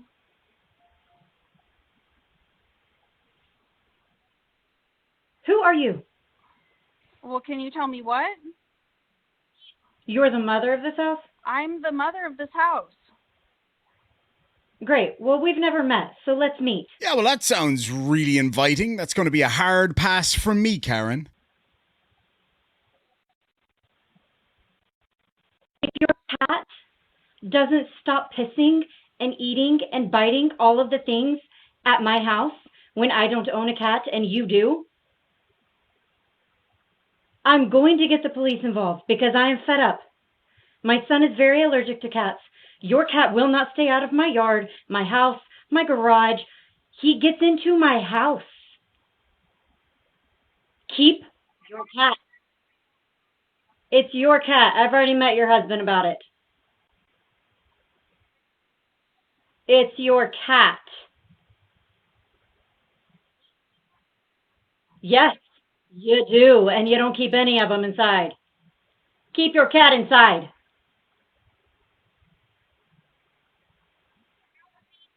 Your orange cat. If you would open the door, I can show you. Your cat doesn't have to come to my house either. But you know what? That's fine. We can go ahead and get the police involved. That's totally fine. What are you calling them for? What are they going to do? Arrest the cat? All right, now this next one is a bit of a strange one. This was sent to me and somebody said that this lady and her son were racist Karens. And at first it kind of does seem that way, but then it takes a little bit of a turn at the end. You let me know down below what you Now, it seems like that kid bit off way more than he could chew. I can kind of see where he's coming from here. I lived in an apartment block before and we always got random people in the car park. And they definitely weren't meant to be there. Turns out this guy is some kind of an auditor. So potentially he is actually not meant to be there. As you can see there, he was talking about doing an audit and then going on to another spot to audit. So I'm not 100% sure what the background of this is. I haven't been able to find this guy's channel. So if any of you know who he is, please let me know down below. It'd be very interesting to see what actually led up to this video. As is often the case with these scenarios, we don't really know what happened. Was he following them around the car park with his camera because it was his First Amendment right? Who knows? Anyway, this next Karen gave me the major creeps. Clearly something very serious going on here. Don't park in front. Good! Tell them to stop parking in front of my fucking property! And that goddamn shit too! Park right in front of my fucking driveway! Go f yourselves! Nobody parked in front of your driveway. I'm not fucking ma'am! This is the same thing you're doing. You're on my fucking property. I don't want you on my fucking property. You big fucking lip fuck. Leave me the fuck alone! I'm gonna call the police now, okay? Well, good. Get the fuck off my property! All right. Get the fuck off my property! God damn. You know what? Give me your phone. Fuck you. My phone is not recording. Hey, excuse me. Excuse me. No, you just assaulted me. No. You're pushing. You broke my ankle. You broke my ankle. What the You hell? broke my ankle. Are you on drugs or something? Are you on drugs? Get the f off my property now. Yes. What? Who parking? You park in front of Oh my my property. God. Don't park in. Who are you servicing right now? Who are you? Stop it. Why? They're parked in front of my property. Close the door. He broke my ankle. He twisted my ankle. I'm calling the police on you. Madison Oh my God. Avenue in East Brunswick. I'm trying to park in the street to do some work at a customer's house, and Just gonna casually take that. Ah! You broke my ankle! Well, obviously that lady needs some help. There's no doubt about it. I don't know if it's a mental health issue or drugs or a mixture of the two, but she needs help. Both are mine. I gave her one. She said, go back to your country. She said, this is how it works. She needs to take one from me. Because that's her country, not my country. No, I said go back to where that is the way it works. Everyone around you heard you. Go back to your I not country. offer to That's help what you with said. loading it prior? I said, thank you, right? I said, no need. I'm waiting for my dad to help me. Okay, real quick, are you videotaping this right now? Yes, I need to Can read you it. delete the video, please? No. Ma'am, No. I will refuse both if you don't This delete the is, video. hey, this is what you did to me. And I have the right to tape it. I didn't do anything to you. She's doing something bad to me. Call the police. If the police ask me to delete it, I will. Otherwise, I cannot. However, I'm trying to resolve this for you. I'm asking you nicely to delete the video that I you will are keep currently the taking. videotape until the policeman There's said I nothing- have to delete it. There's Okay. nothing that you need the video for. There's no crime Yes, being I committed. do. Yes, I do. She is being very racist. Told me to go back to your country. I have the right to protect myself. What if she does something bad to me? I need to videotape it. Is your well-being or life being threatened while you're in the store? Oh, what she did, yes. She was like, go back to your country. And Was for it- the people like that, hey, it's not right to be racist. You're And I absolutely have the full right to protect myself, take the video, just in case she does something bad to me. She has not. She has not yet. Doesn't mean she will not. She wasn't coming back that She direction. took my stuff from my hand. So someone And might have she grabbed said- the other one. Yeah, that's my dad. Okay, I'm just making sure. I was waiting for him to help me, Right. to load it. But She took my stuff. Can I ask you a question? Are you hurt? Are you injured? My heart hurt. Your heart hurts? Yes, because she said go back to your country. It's nothing to you because you're white. Now, as for her getting hurt, as for, hurting somebody's feels or whatever, we might all agree that, you know, we're all adults, you're going to get your feelings hurt sometimes, get over it. Now, I don't know if this guy's the manager or just a member of staff there, but the reality of the situation is that if you work somewhere and somebody's treating somebody in that way, you step in and you do something about it. In fact, you're complicit by not doing something about it. I don't care if I work there or not. If I see somebody treating somebody else like that, I'm going to jump in either way. So this guy trying to play down what the other lady said or did, totally not cool. Now obviously we don't have on video what she did say. So in the interest of fairness, perhaps she didn't say anything all that bad. It's your own country, right? And she said, go back to your own country. If we're making this about a bigger issue towards me, I'm going to refuse this from you. Not towards you. I'm asking you politely to delete the video. No. Then I'm sorry I cannot help you at this point. Hey, unless the policeman tell me to do so. Life is not being threatened. You say so. You say so. At what point was she threatening? She needs to apologize to me. Don't make it like a little deal. It's a racist thing. Is your life being threatened? Your life doesn't have to be threatened to film somebody abusing you. That's just silliness. This guy's just a RoboCop wannabe. I don't know about you guys, but if I was working somewhere and somebody came up and told me that they were being racially abused by another customer, I would investigate it. I wouldn't go after the person who was telling me. Now, the guy working in Lowe's has every right to tell somebody to either stop filming or leave the store or that they can refuse service. That's absolutely their right. But a little bit of tact could have been used here. Obviously, the lady was upset about something. But anyway, that's their choice. Thank you so much for joining me today. I hope you enjoyed the video. If you did, make sure and smash that like button just like the cat Karen at the start. Leave a comment down below. Let me know what you think. Consider becoming a member or a Patreon to support this channel because basically every video I put up gets demonetized. Thank you all so much for joining me. Sláinte. Hey guys, as you guys know, there's been a lot going on over the past couple of days, so I wasn't able to get on screen with this one. Here's the video that I was supposed to do for the live stream last night. Definitely stay tuned to the end. I know it's a long one, but trust me, it just keeps getting better and better and better. Some of the claims made in this and some of the ways that some of these people act, especially our lady in the top right hand corner, she goes absolutely berserk. Things predate the August filing, which I think has already been litigated. I'm not too interested in any of that. Although I did review what was filed, some videos, which frankly a lot of videos don't reflect well on any of the parties who are in front of me here today. But Ms. Pardis, and I'll start with you first. You're the petitioner on 23-000-378.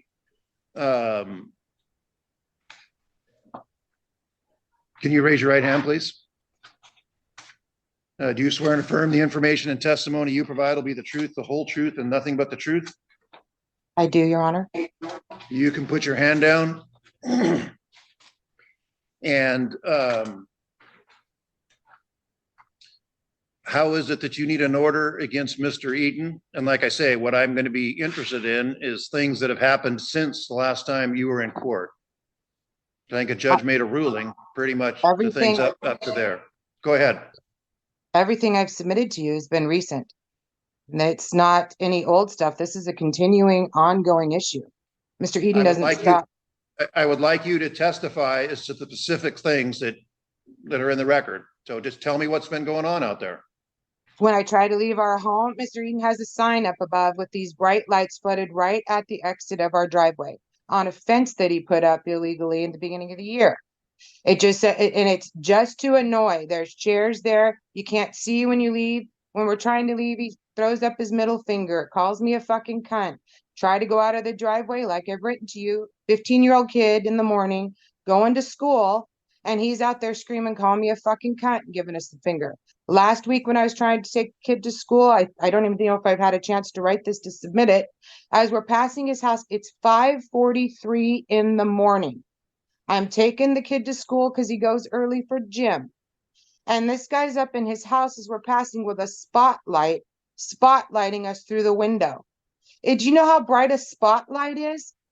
And besides the fact that Mr. Eaton knows that I have a light disorder and a sensory disorder to that, as well as noise, and he keeps on. It's childish, Your Honor. He's mad about his land disturbance issue, and he keeps trying to create some issue where I haven't spoken to him, talked to him. Nothing since before summer of 2022. All of these incidents are simply Mr. Eden either running out of his driveway, running down the road, anything at my kids. The kids leave the front door. He's out there yelling, calling him a fag and giving him a finger. We have a locked gate to keep away from him. We go to the gate. There he is giving us the finger. The video I submitted to you, giving the finger. The man cannot leave us alone. He drives past the house to give him the finger. Matthew was home the other night by himself. He went to empty the fireplace ashes in the 12. Mr. Eden does not live in a family home. He lives in his mother's house. He's not a resident of this community. He doesn't care about this community. And he's angry because we have to file a land use action because he filled in an entire hill and it's now flooding my property. So not only am I subjected to his torment every day when I try to go to the grocery store, get my kid to school, I can't even have a caregiver now.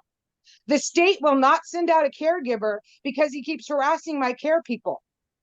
What gives him the right to yell at my guests, my company, my care people, my medical professionals? And I have to go around and protect all these? I can't. He will not stop. He's at that driveway over the hill all the time. So now I cannot, I'm supposed to have surgery. I need care people and they will not come here. I'm in the middle of that. The one guy's so afraid he won't even make a statement because he doesn't want Mr. Eden to know where he lives or who he is. And now I have to deal with Adult Protective Services because I'm a vulnerable adult. They have to come out here because the caregivers won't come out because Mr. Eden won't leave them alone. This is new. This isn't old stuff. This isn't his BS saying that I don't behave or I've done this and that. This is all just recent. Even yesterday, he's still up there. Finger, music, noise. Who runs? One, we live in a residential neighborhood. This guy runs his dump truck for up to an hour at a time, filling it full of noise and diesel smoke. I mean, it's awful. Fine, I'll take care of that. But in the interim, by not giving me an order, it's subjecting our kids to constant emotional abuse. Did you have any additional witnesses you wish to have testify? I don't know no offense, Your Honor, but I haven't exactly felt heard by you. So no. Okay, I'm going to stop you for a second. You haven't been in front of me. Ma'am, stop, please. Yeah, you haven't been in front of me. I haven't heard any of these cases. So you're not offending me because I haven't decided any of these cases. So don't worry about that. But I just want to clarify that I wasn't the judge who sat in any of these cases. But I didn't drag anybody down here because I didn't think that you would let them be heard. Okay. So let me hear from Mr. Eden. Mr. Eden, could you raise your right hand, please? Do you swear and affirm that testimony you provide will be the truth, the whole truth, and nothing but the truth? Yes, Your Honor. Okay, and you're asking for an order against both parties. I'll hear from you, and again, on new information, things that that have happened since the last time you were in court. Again, with regard to both parties, and then you can respond to what Ms. Pardee had said, and then Ms. Pardee, I'll come back to you, and you can, I'll allow you to respond to what I hear from Mr. Eden. And Mr. Pardee, he's listed as a respondent, so I can hear from him also in the case brought by Mr. Eden. So Mr. Eden, go ahead. You've been sworn, so yes, I'll hear from you. Obviously, you can see what I'm dealing with. I think we should call all those people in. Absolutely. They need to be, if they're their witnesses, they need to be here present for this because none of this has happened. 99% of the stuff that she has told the courts today has happened. I have not done any of these things. Well, hang on just a second. I did see some video, which what appeared to me is you, for lack of a better term, giving her the finger. I mean, did you not see that? Is that my cell phone or is that the finger? It looked to me like the finger. Going up my driveway the day I got a film? You was there, it looked like when I saw it. On the 29th. When you were, and again, I can't remember the date right now, but it was the 29th. It looked like you were walking. Yes, it was the 29th. I was at Lana's, her neighbors. And I saw something with some cell phone too. Yes, the neighbor locked herself out of her car. I walked over to help her. I was over there helping her. The tow truck driver showed up. Lana and her have an ongoing thing also. She just recently, this year, last year, 2023, chased Aubrey with a rake, and there's a police report on that. Chase who? I don't know who No, that she is. chased my neighbor, Lana. So I was at Lana's house that's next door to Shannon Party's house. They have an ongoing argument going also. Shannon ended up chasing her daughter, Lana's daughter, Aubrey, with a rake. There's a police report on this. The other neighbor, Cindy Guppy, she's also chased their child down the road and wanted to press charges for burglary charges that their autistic child was in their driveway. I mean, she has police reports with all the neighbors around her. It's just not me, Your Honor. I mean, this is ongoing. The lady in her backyard, she calls the fat, fleshy arm lady, ongoing with, I mean, it's just, I mean, all my neighbors, I've been neighbors with these people 30, 40 years. They're afraid of her because what you're seeing here in this court today is what they do not want to get involved in. We've been in this process for over a year now. I can see that. And they just she can't control herself. Every time we go home after a court date, Judge Wool or Commissioner Wool, she bashed him on Facebook. And just, if you read did you read it? It was in my exhibits. I mean, just tore him apart. Anytime that she's not happy with anyone, she just goes after him. She went after Evergreen Shores Homeowner Association, sued them for years. She makes all this stuff up. None of this stuff is really true. Maybe a little bit. Like I said, 99% of it isn't. Then after her and Bill lost that case, she went after the people that were on the board. Each individual ones had lawsuits against them. And John and Jessica Knudsen were on the board for Evergreen Shores. They were her neighbors at one time also. They have foster children. She attacked them also, turned them into CPS. I mean, this woman cannot stop with the neighbors. Jessica Knudsen and John actually moved because of Shannon. I mean, this is an ongoing thing with everyone. Now she's sitting there she's trying to bring me into Superior Court over some land issue. She said, I filled my yard in. And that was in 2007. I had a grading permit because I did some work on my yard. I brought some topsoil for landscaping. They didn't move into their home till late 2014-15. They're going back through public records, anything she can do to sabotage me and my business, saying that I'm trying to run them over in my dump truck.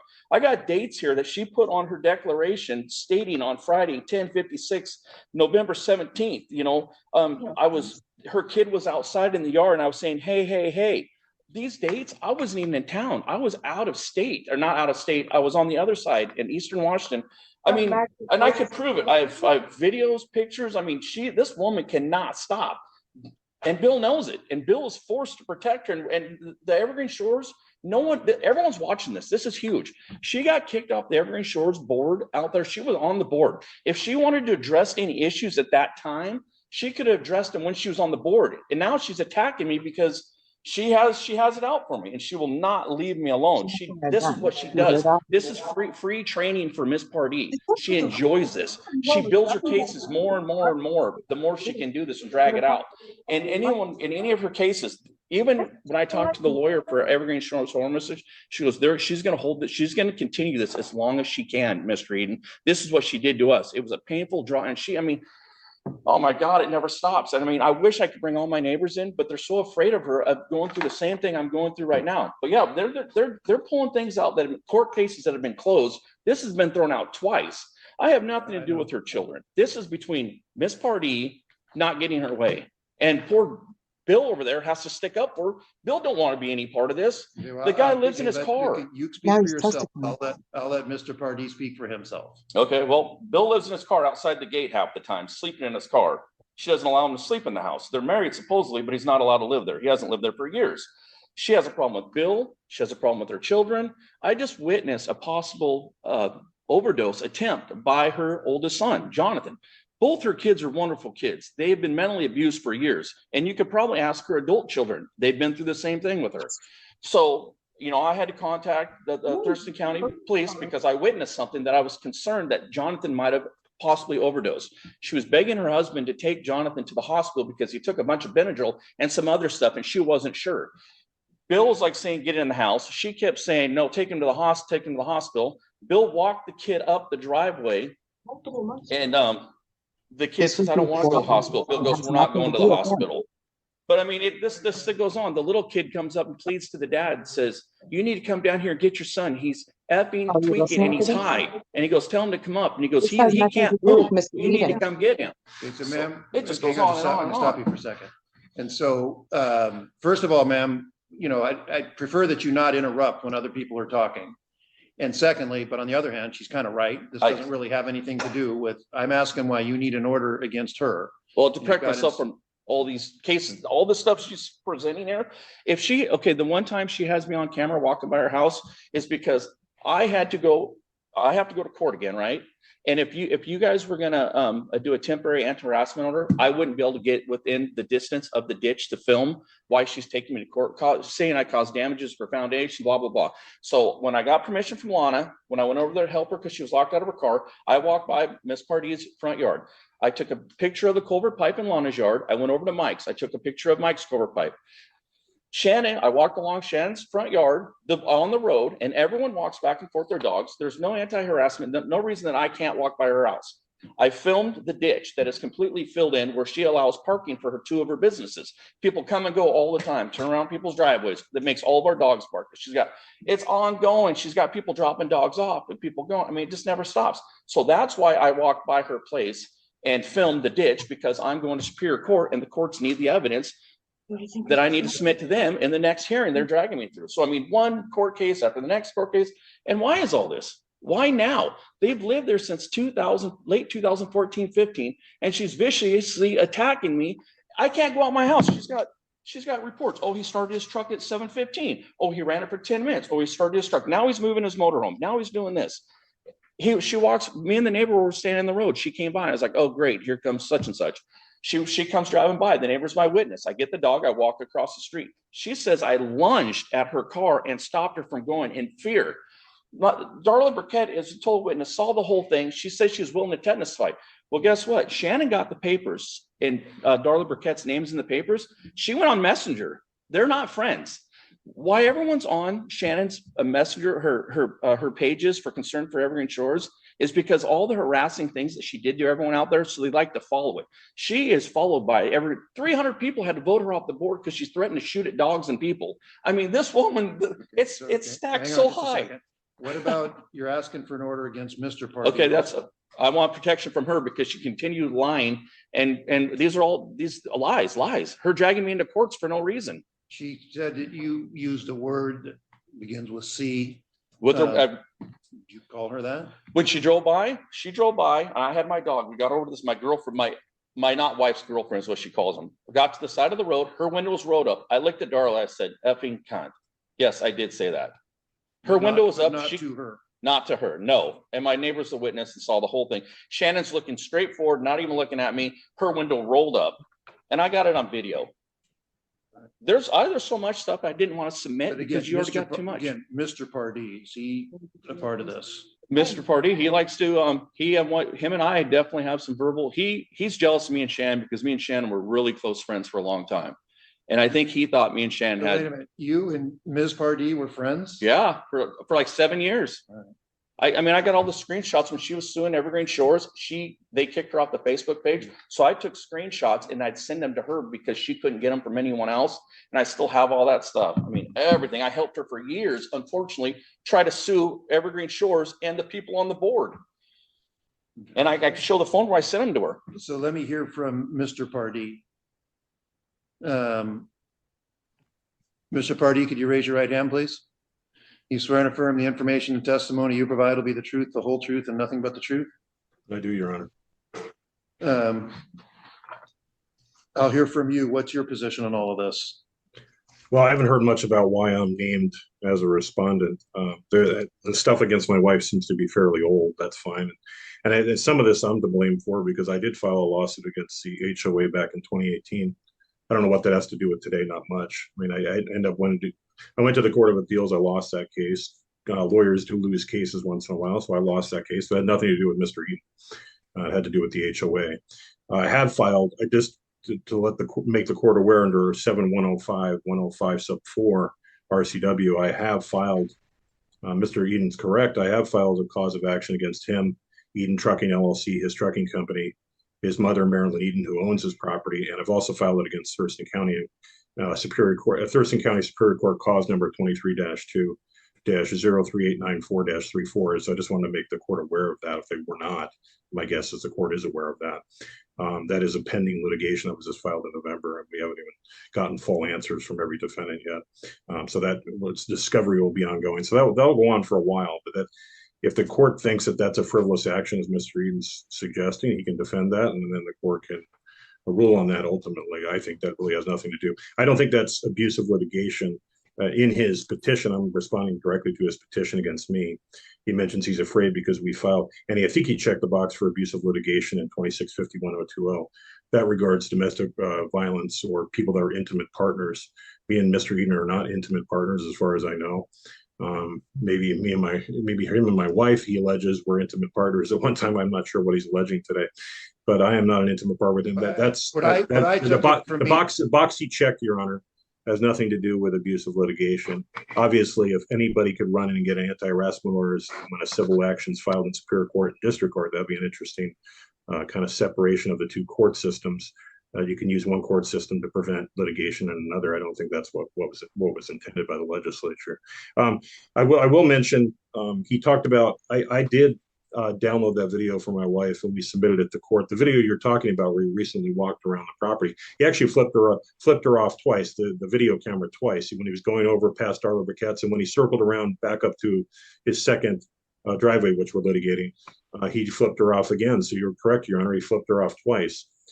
He does admit that he yelled fucking cunt.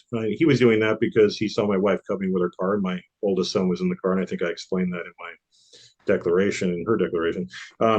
There's also a mental health matters sign. We submitted photos of that, which has floodlights on our property. It's not a security issue. It's on top of a hill 20 feet above the right of way. It shines at my wife's property all the time. It drives her nuts. It's there when my kid catches a bus stop. It says mental health matters on it. And it has spotlights pointed towards our house. That's in addition to him continually harassing my family by yelling that they're, basically disparaging, kind of obscene names. He does that pretty frequently. We've had arguments in the past. That's because he's driven my family crazy.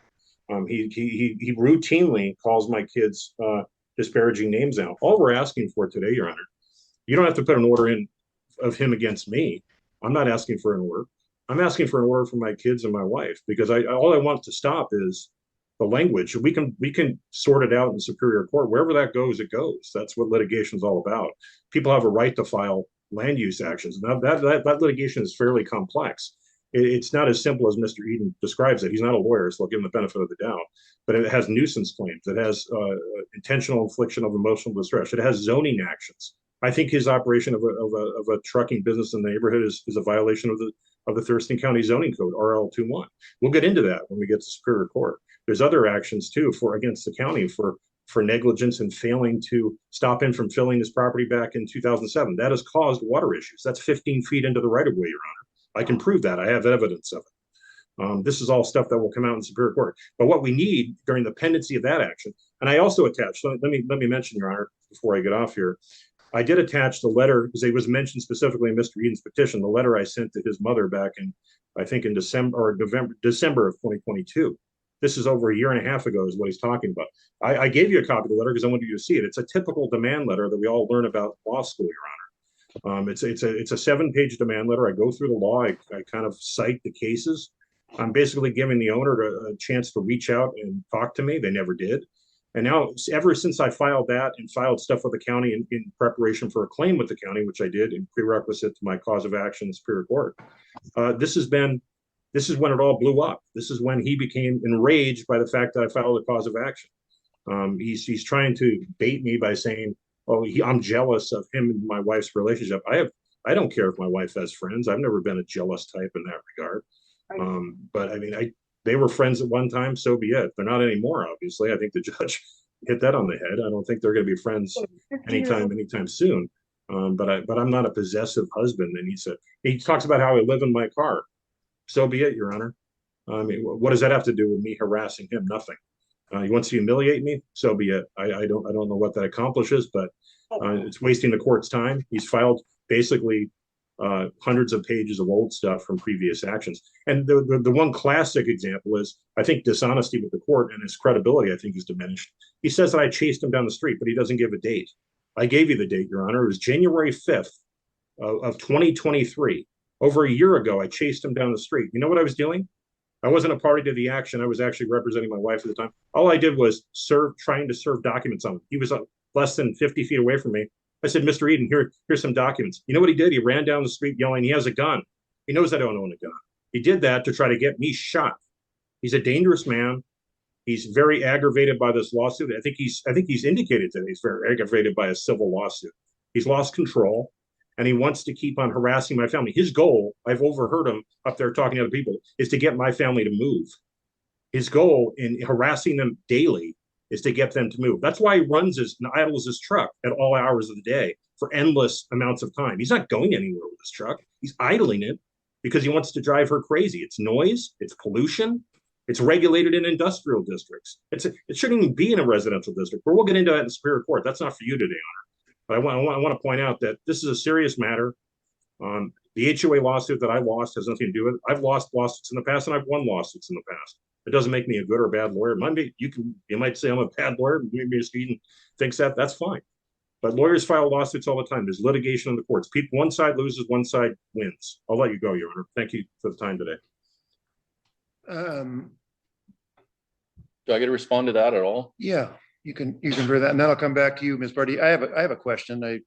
Came up on the top. Both Mr. and Ms. Pardee brought this up. What's the story on these lights and this mental health matters sign? I've had a sign on my fence for a long time. Yeah, how long? Oh, geez, probably over a year. Okay. I had to build a fence since all this came up. Before this, I had to build that fence because of the harassment I was getting from the parties out of pocket. Okay, so wait a minute. So then the sign came after the harassment started. Is that what you're saying? No, the harassment. You just said it's on the fence now, right? It's on the fence. Okay, and so you said you built the fence because of the harassment. So obviously it wasn't on the fence. The harassment started before the fence was built. Was that sign up there before that? It was a difference. She was filming me. We didn't get to the courts yet. She was filming me in the dump truck trying to leave. So that's when I put to protect myself, because there was phone calls. Okay, but I want to know when the sign went up for the first time. Sign went up after she started filming me. Okay. And then why would you do that? Because she was threatening to sugar my gas tank and kill me. Okay. She was like, she would get out there and yell. There's so much stuff I haven't presented, Your Honor. Go ahead. I'll hear from you. You wanted to respond. I'll let you respond.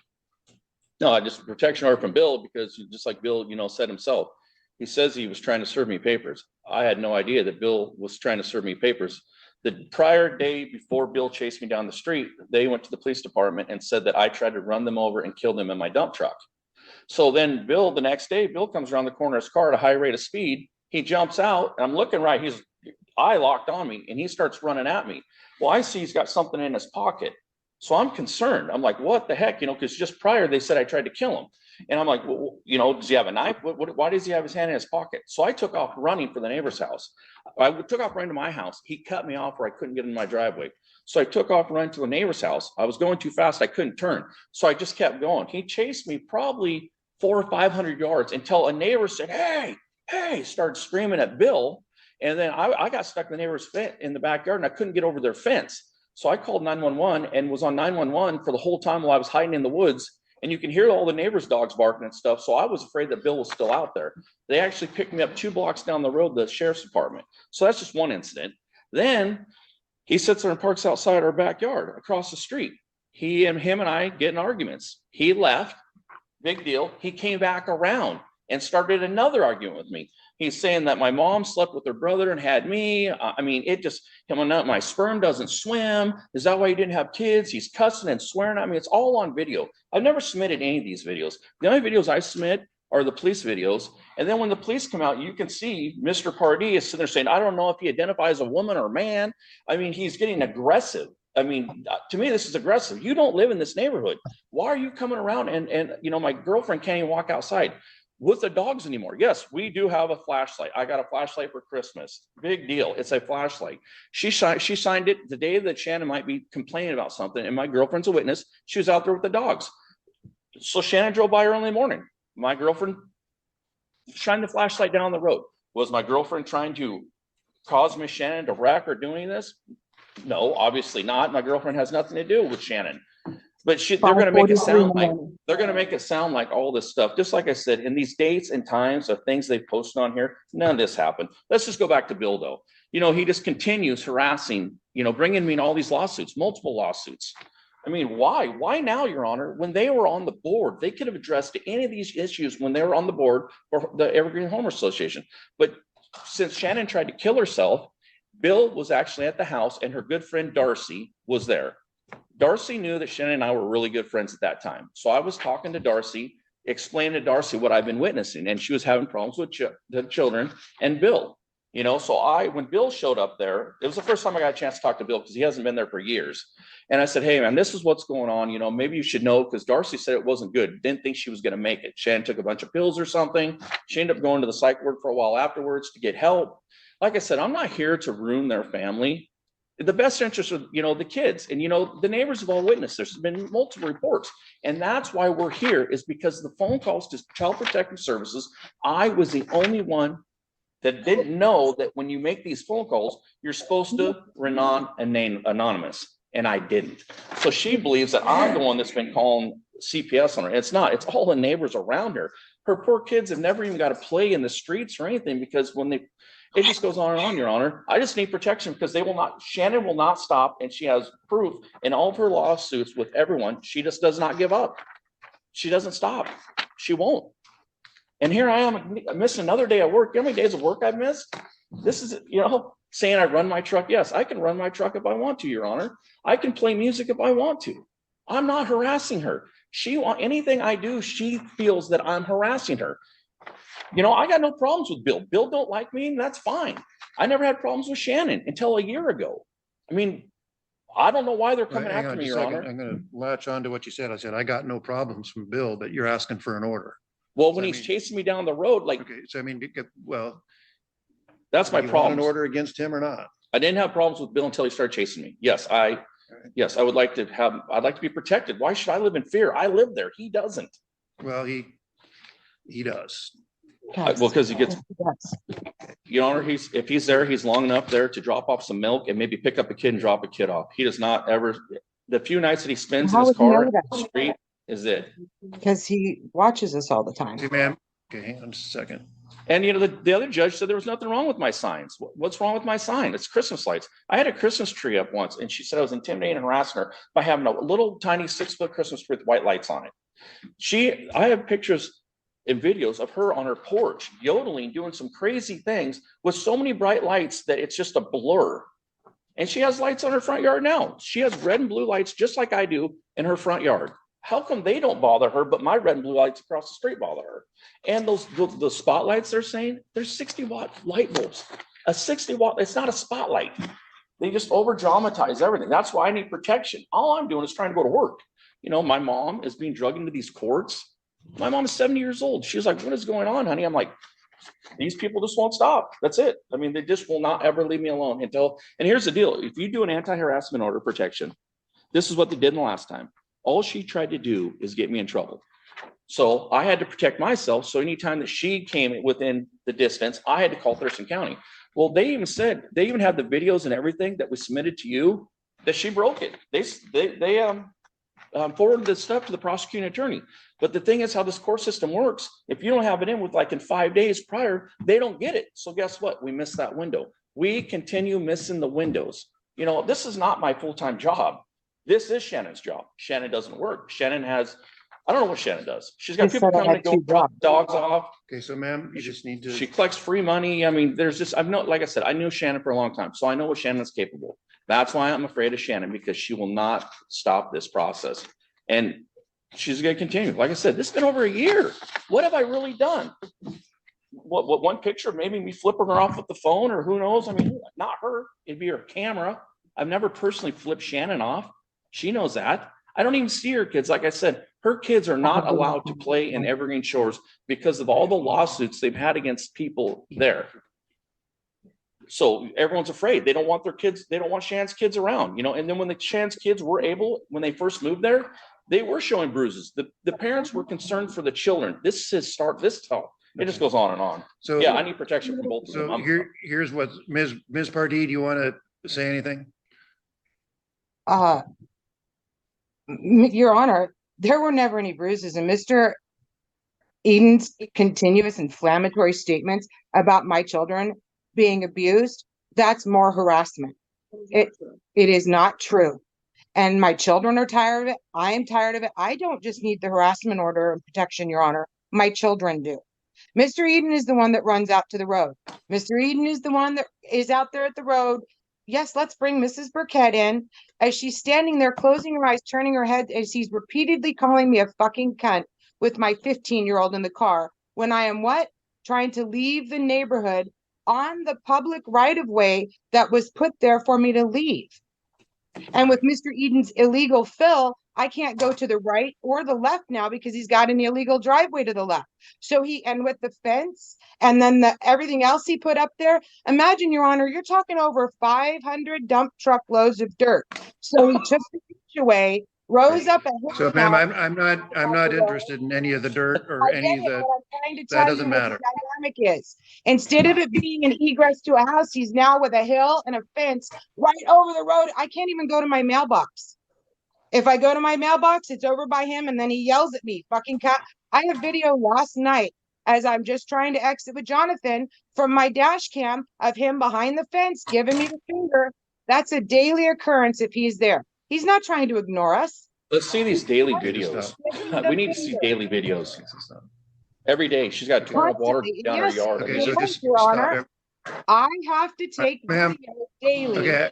because it keeps track of the noise levels. 40 minutes, 60 minutes of a dump truck or a diesel truck idling in this neighborhood for no reason at Okay. all. They don't go to work. So- They're just there So idling. ma'am, I'm going to stop you, okay? And I'm ready to rule. And here's what's going to happen today. You know, first of all, I guess I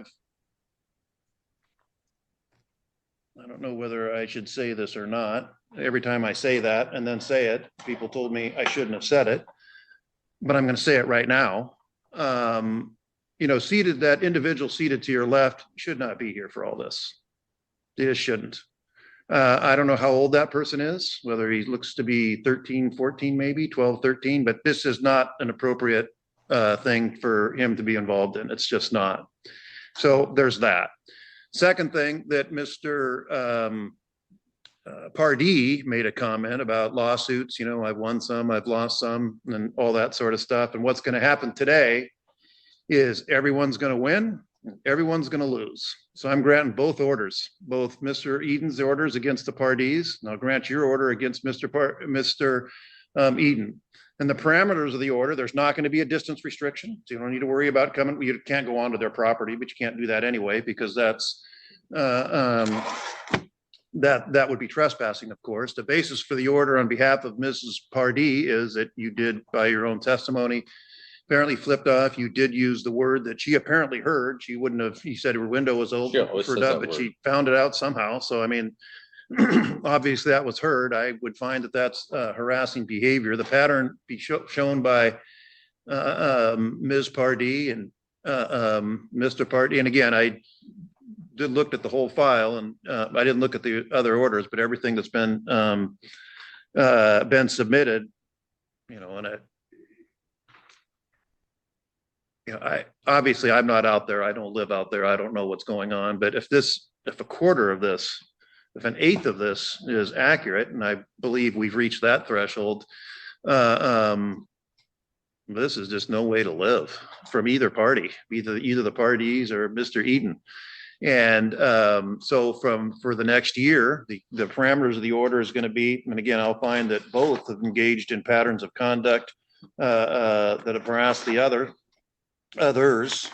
And basically the order is issues not to cause you any physical harm, not to contact, including the minors. Don't engage with the minors, and don't engage in stalking behavior. There is not a stay away provision given the proximity that you live to each other. There's not like, don't come within, don't be out there with a tape measure. Don't come within 500 feet. Don't come in with 100 feet or anything like that. You guys just can't talk to each other, can't communicate with each other, and just don't be involved in each other's lives, which is what I think you both want. So what does that mean? Your Honor, Does can I mean ask I'm a not question? done yet, Mr. Pardee. I'm not done yet. And that doesn't mean that I'm not trying to regulate how Mr. Eden runs his garbage trucks or anything like that. There's just, I don't have any control over that. And I don't, what he has to do for that, that's not necessarily, you might think it's harassing, but it's not. The basis for these orders are the interaction and communication or lack thereof that is communicated, that has been gone back and forth between the parties. His lights, I'm not regulating any placements of any lights or anything like that either. I mean, and again, I just can't, what might seem harassing to you isn't necessarily, or I can't objectively find as harassing behavior, but the harassing behavior, again, is the verbal interaction between all parties that has been shown through the filings as well as the testimony here in court today. Mr. Pardee, I'm done now. And so now I guess when Mr. Eden earlier had said that you got on whatever social media website you referenced and trashed the previous judicial officer, maybe you both can get on there and trash me here today, but neither one of you should have any communication with the other. So I'm granting your order, Mr. Pardee, that he's not to have contact with you, but it's going both ways. Mr. Pardee, you wanted to say something. Yeah, it's sort of important, Your Honor. I mean, you're putting an order in against me. I don't think there's any evidence of any harassment by me, but that's fine. For me. Also, I'm the attorney. I have to talk to the other side. I have to serve documents on them. Well, we have an agreement to do email service. Are you going to make an exception Just for a that, minute. Your Honor? I'm going to stop you, Mr. Pardee, and say, yes, I will include language in there. It says, except in the course of litigation. And what's that cause number in Superior Court? I'll give it to you now, Your Honor. 23-2-03894-34. And I have an agreement with Mr. Eden to serve by email. Just wait a minute. Let me make sure I get that number. Except 03894-34. Yeah, 23-2-03894-34. All right. Your Honor, what contact am I supposed, or what harassing? I don't understand. I haven't talked to him. I don't talk to him. I get in my car and I try to leave. How is it that I'm harassing him? Ma'am, I've said before, yeah, based on the filings, combined with your testimony, I'll make a finding that you have engaged in harassing behavior, and an order is going to be entered. Yeah, And, well, if you could explain to me what that harassing behavior is, I'd like to know so that I can prevent doing it in the future. And you haven't told me or proven to me that I've done anything, so it's very confusing. So I'm asking you to point out what that harassing behavior is so that I can get with my caregiver and we can make sure that doesn't happen in the future.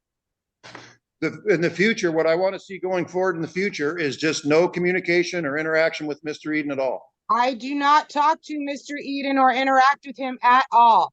Do I Okay. record my front yard? Based on the, You bet okay, I yeah. do, and I'm going to keep doing it. I don't talk to him. I try to leave my driveway. He's the one that comes and yells at me. So I'm asking again for you to clarify how I stop harassing him when I don't talk to him. I don't flip him off. I don't go near him. I simply leave my driveway, enter and exit. So how is it you would like me to not harass him when I'm already not doing anything? What more would you like me to not do? Would you like me to stop breathing? Because I'm really confused. Judge Wilcox made it where he couldn't represent her. Judge Meyer, I'm very confused though. One thing, what did I do to harass Mr. Eden? He's talking about an incident that happened in January. That's unfair, Your Honor. You're putting an order against me. I don't even live there. Allegedly, you're putting an order against me. I've never harassed Mr. Eden. I mean, I tried to serve him back in January. There's no proof in the file. There's no proof in the file that I harassed him at all. I'm an attorney in the state of Washington. You're putting an order against another attorney for what? What did I do? And you're allowing Mr. Eden to keep the kids' dad away from helping us. He already said, Jeff already admitted Bill hasn't done anything to him. Oh, we're almost buds, but I want this order. And so when I go to court now, Your Honor, I have to be fearful that I'll be set up. When I go to court now, when I walk into the courthouse, I will be set up by Mr. Eden. Thank you. Because now I can't go to court without feeling safe because I have a no contact order that you're putting Oh, in wait a place. minute. This I've judge done works nothing. for Thurston County and we're suing them. Isn't this? That's a I've never coincidence? even been named as a respondent, Your Honor, until I filed that action in Thurston County Superior Court in November. That's why I'm named as a respondent now. I was never named as a respondent in the past. Mr. Eden says he has no problem with me, but now you're putting all a of a sudden restraining he order does. in. That doesn't make any sense, Your Honor. But I guess so be it. Okay. Isn't there So some I've kind of included 3-day appeal? in 23-000-435, I've included the parties, you folks, may communicate with Jeffrey Eden in the course of litigation in Thurston County Superior Court number 23-2 -000-435-34.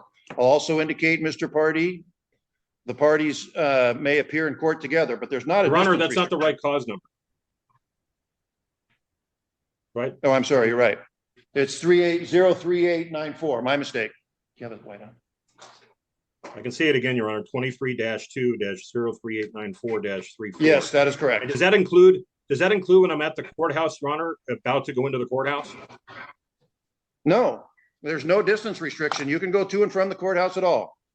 Well, I'm But saying I'm anytime- violating the no contact order by being there and seeing Mr. Eden outside the courthouse. No, you're not.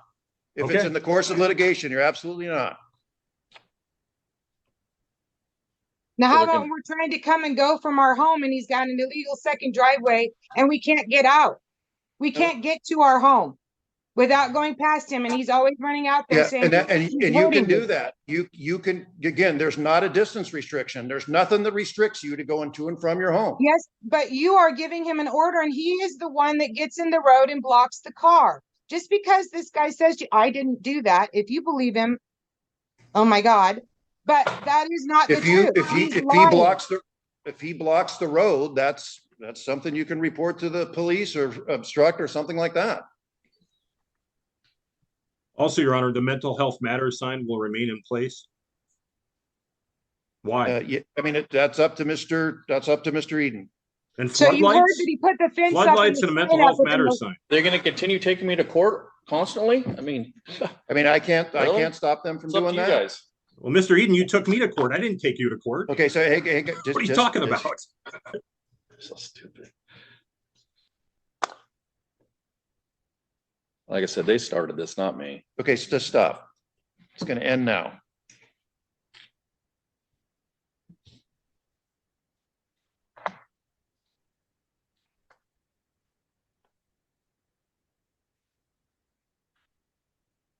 You're free to leave this, parties are free to leave the Zoom call. You're free to leave. Email copies of the orders will be emailed to all parties. Thank you, Your Honor. And that's it for today.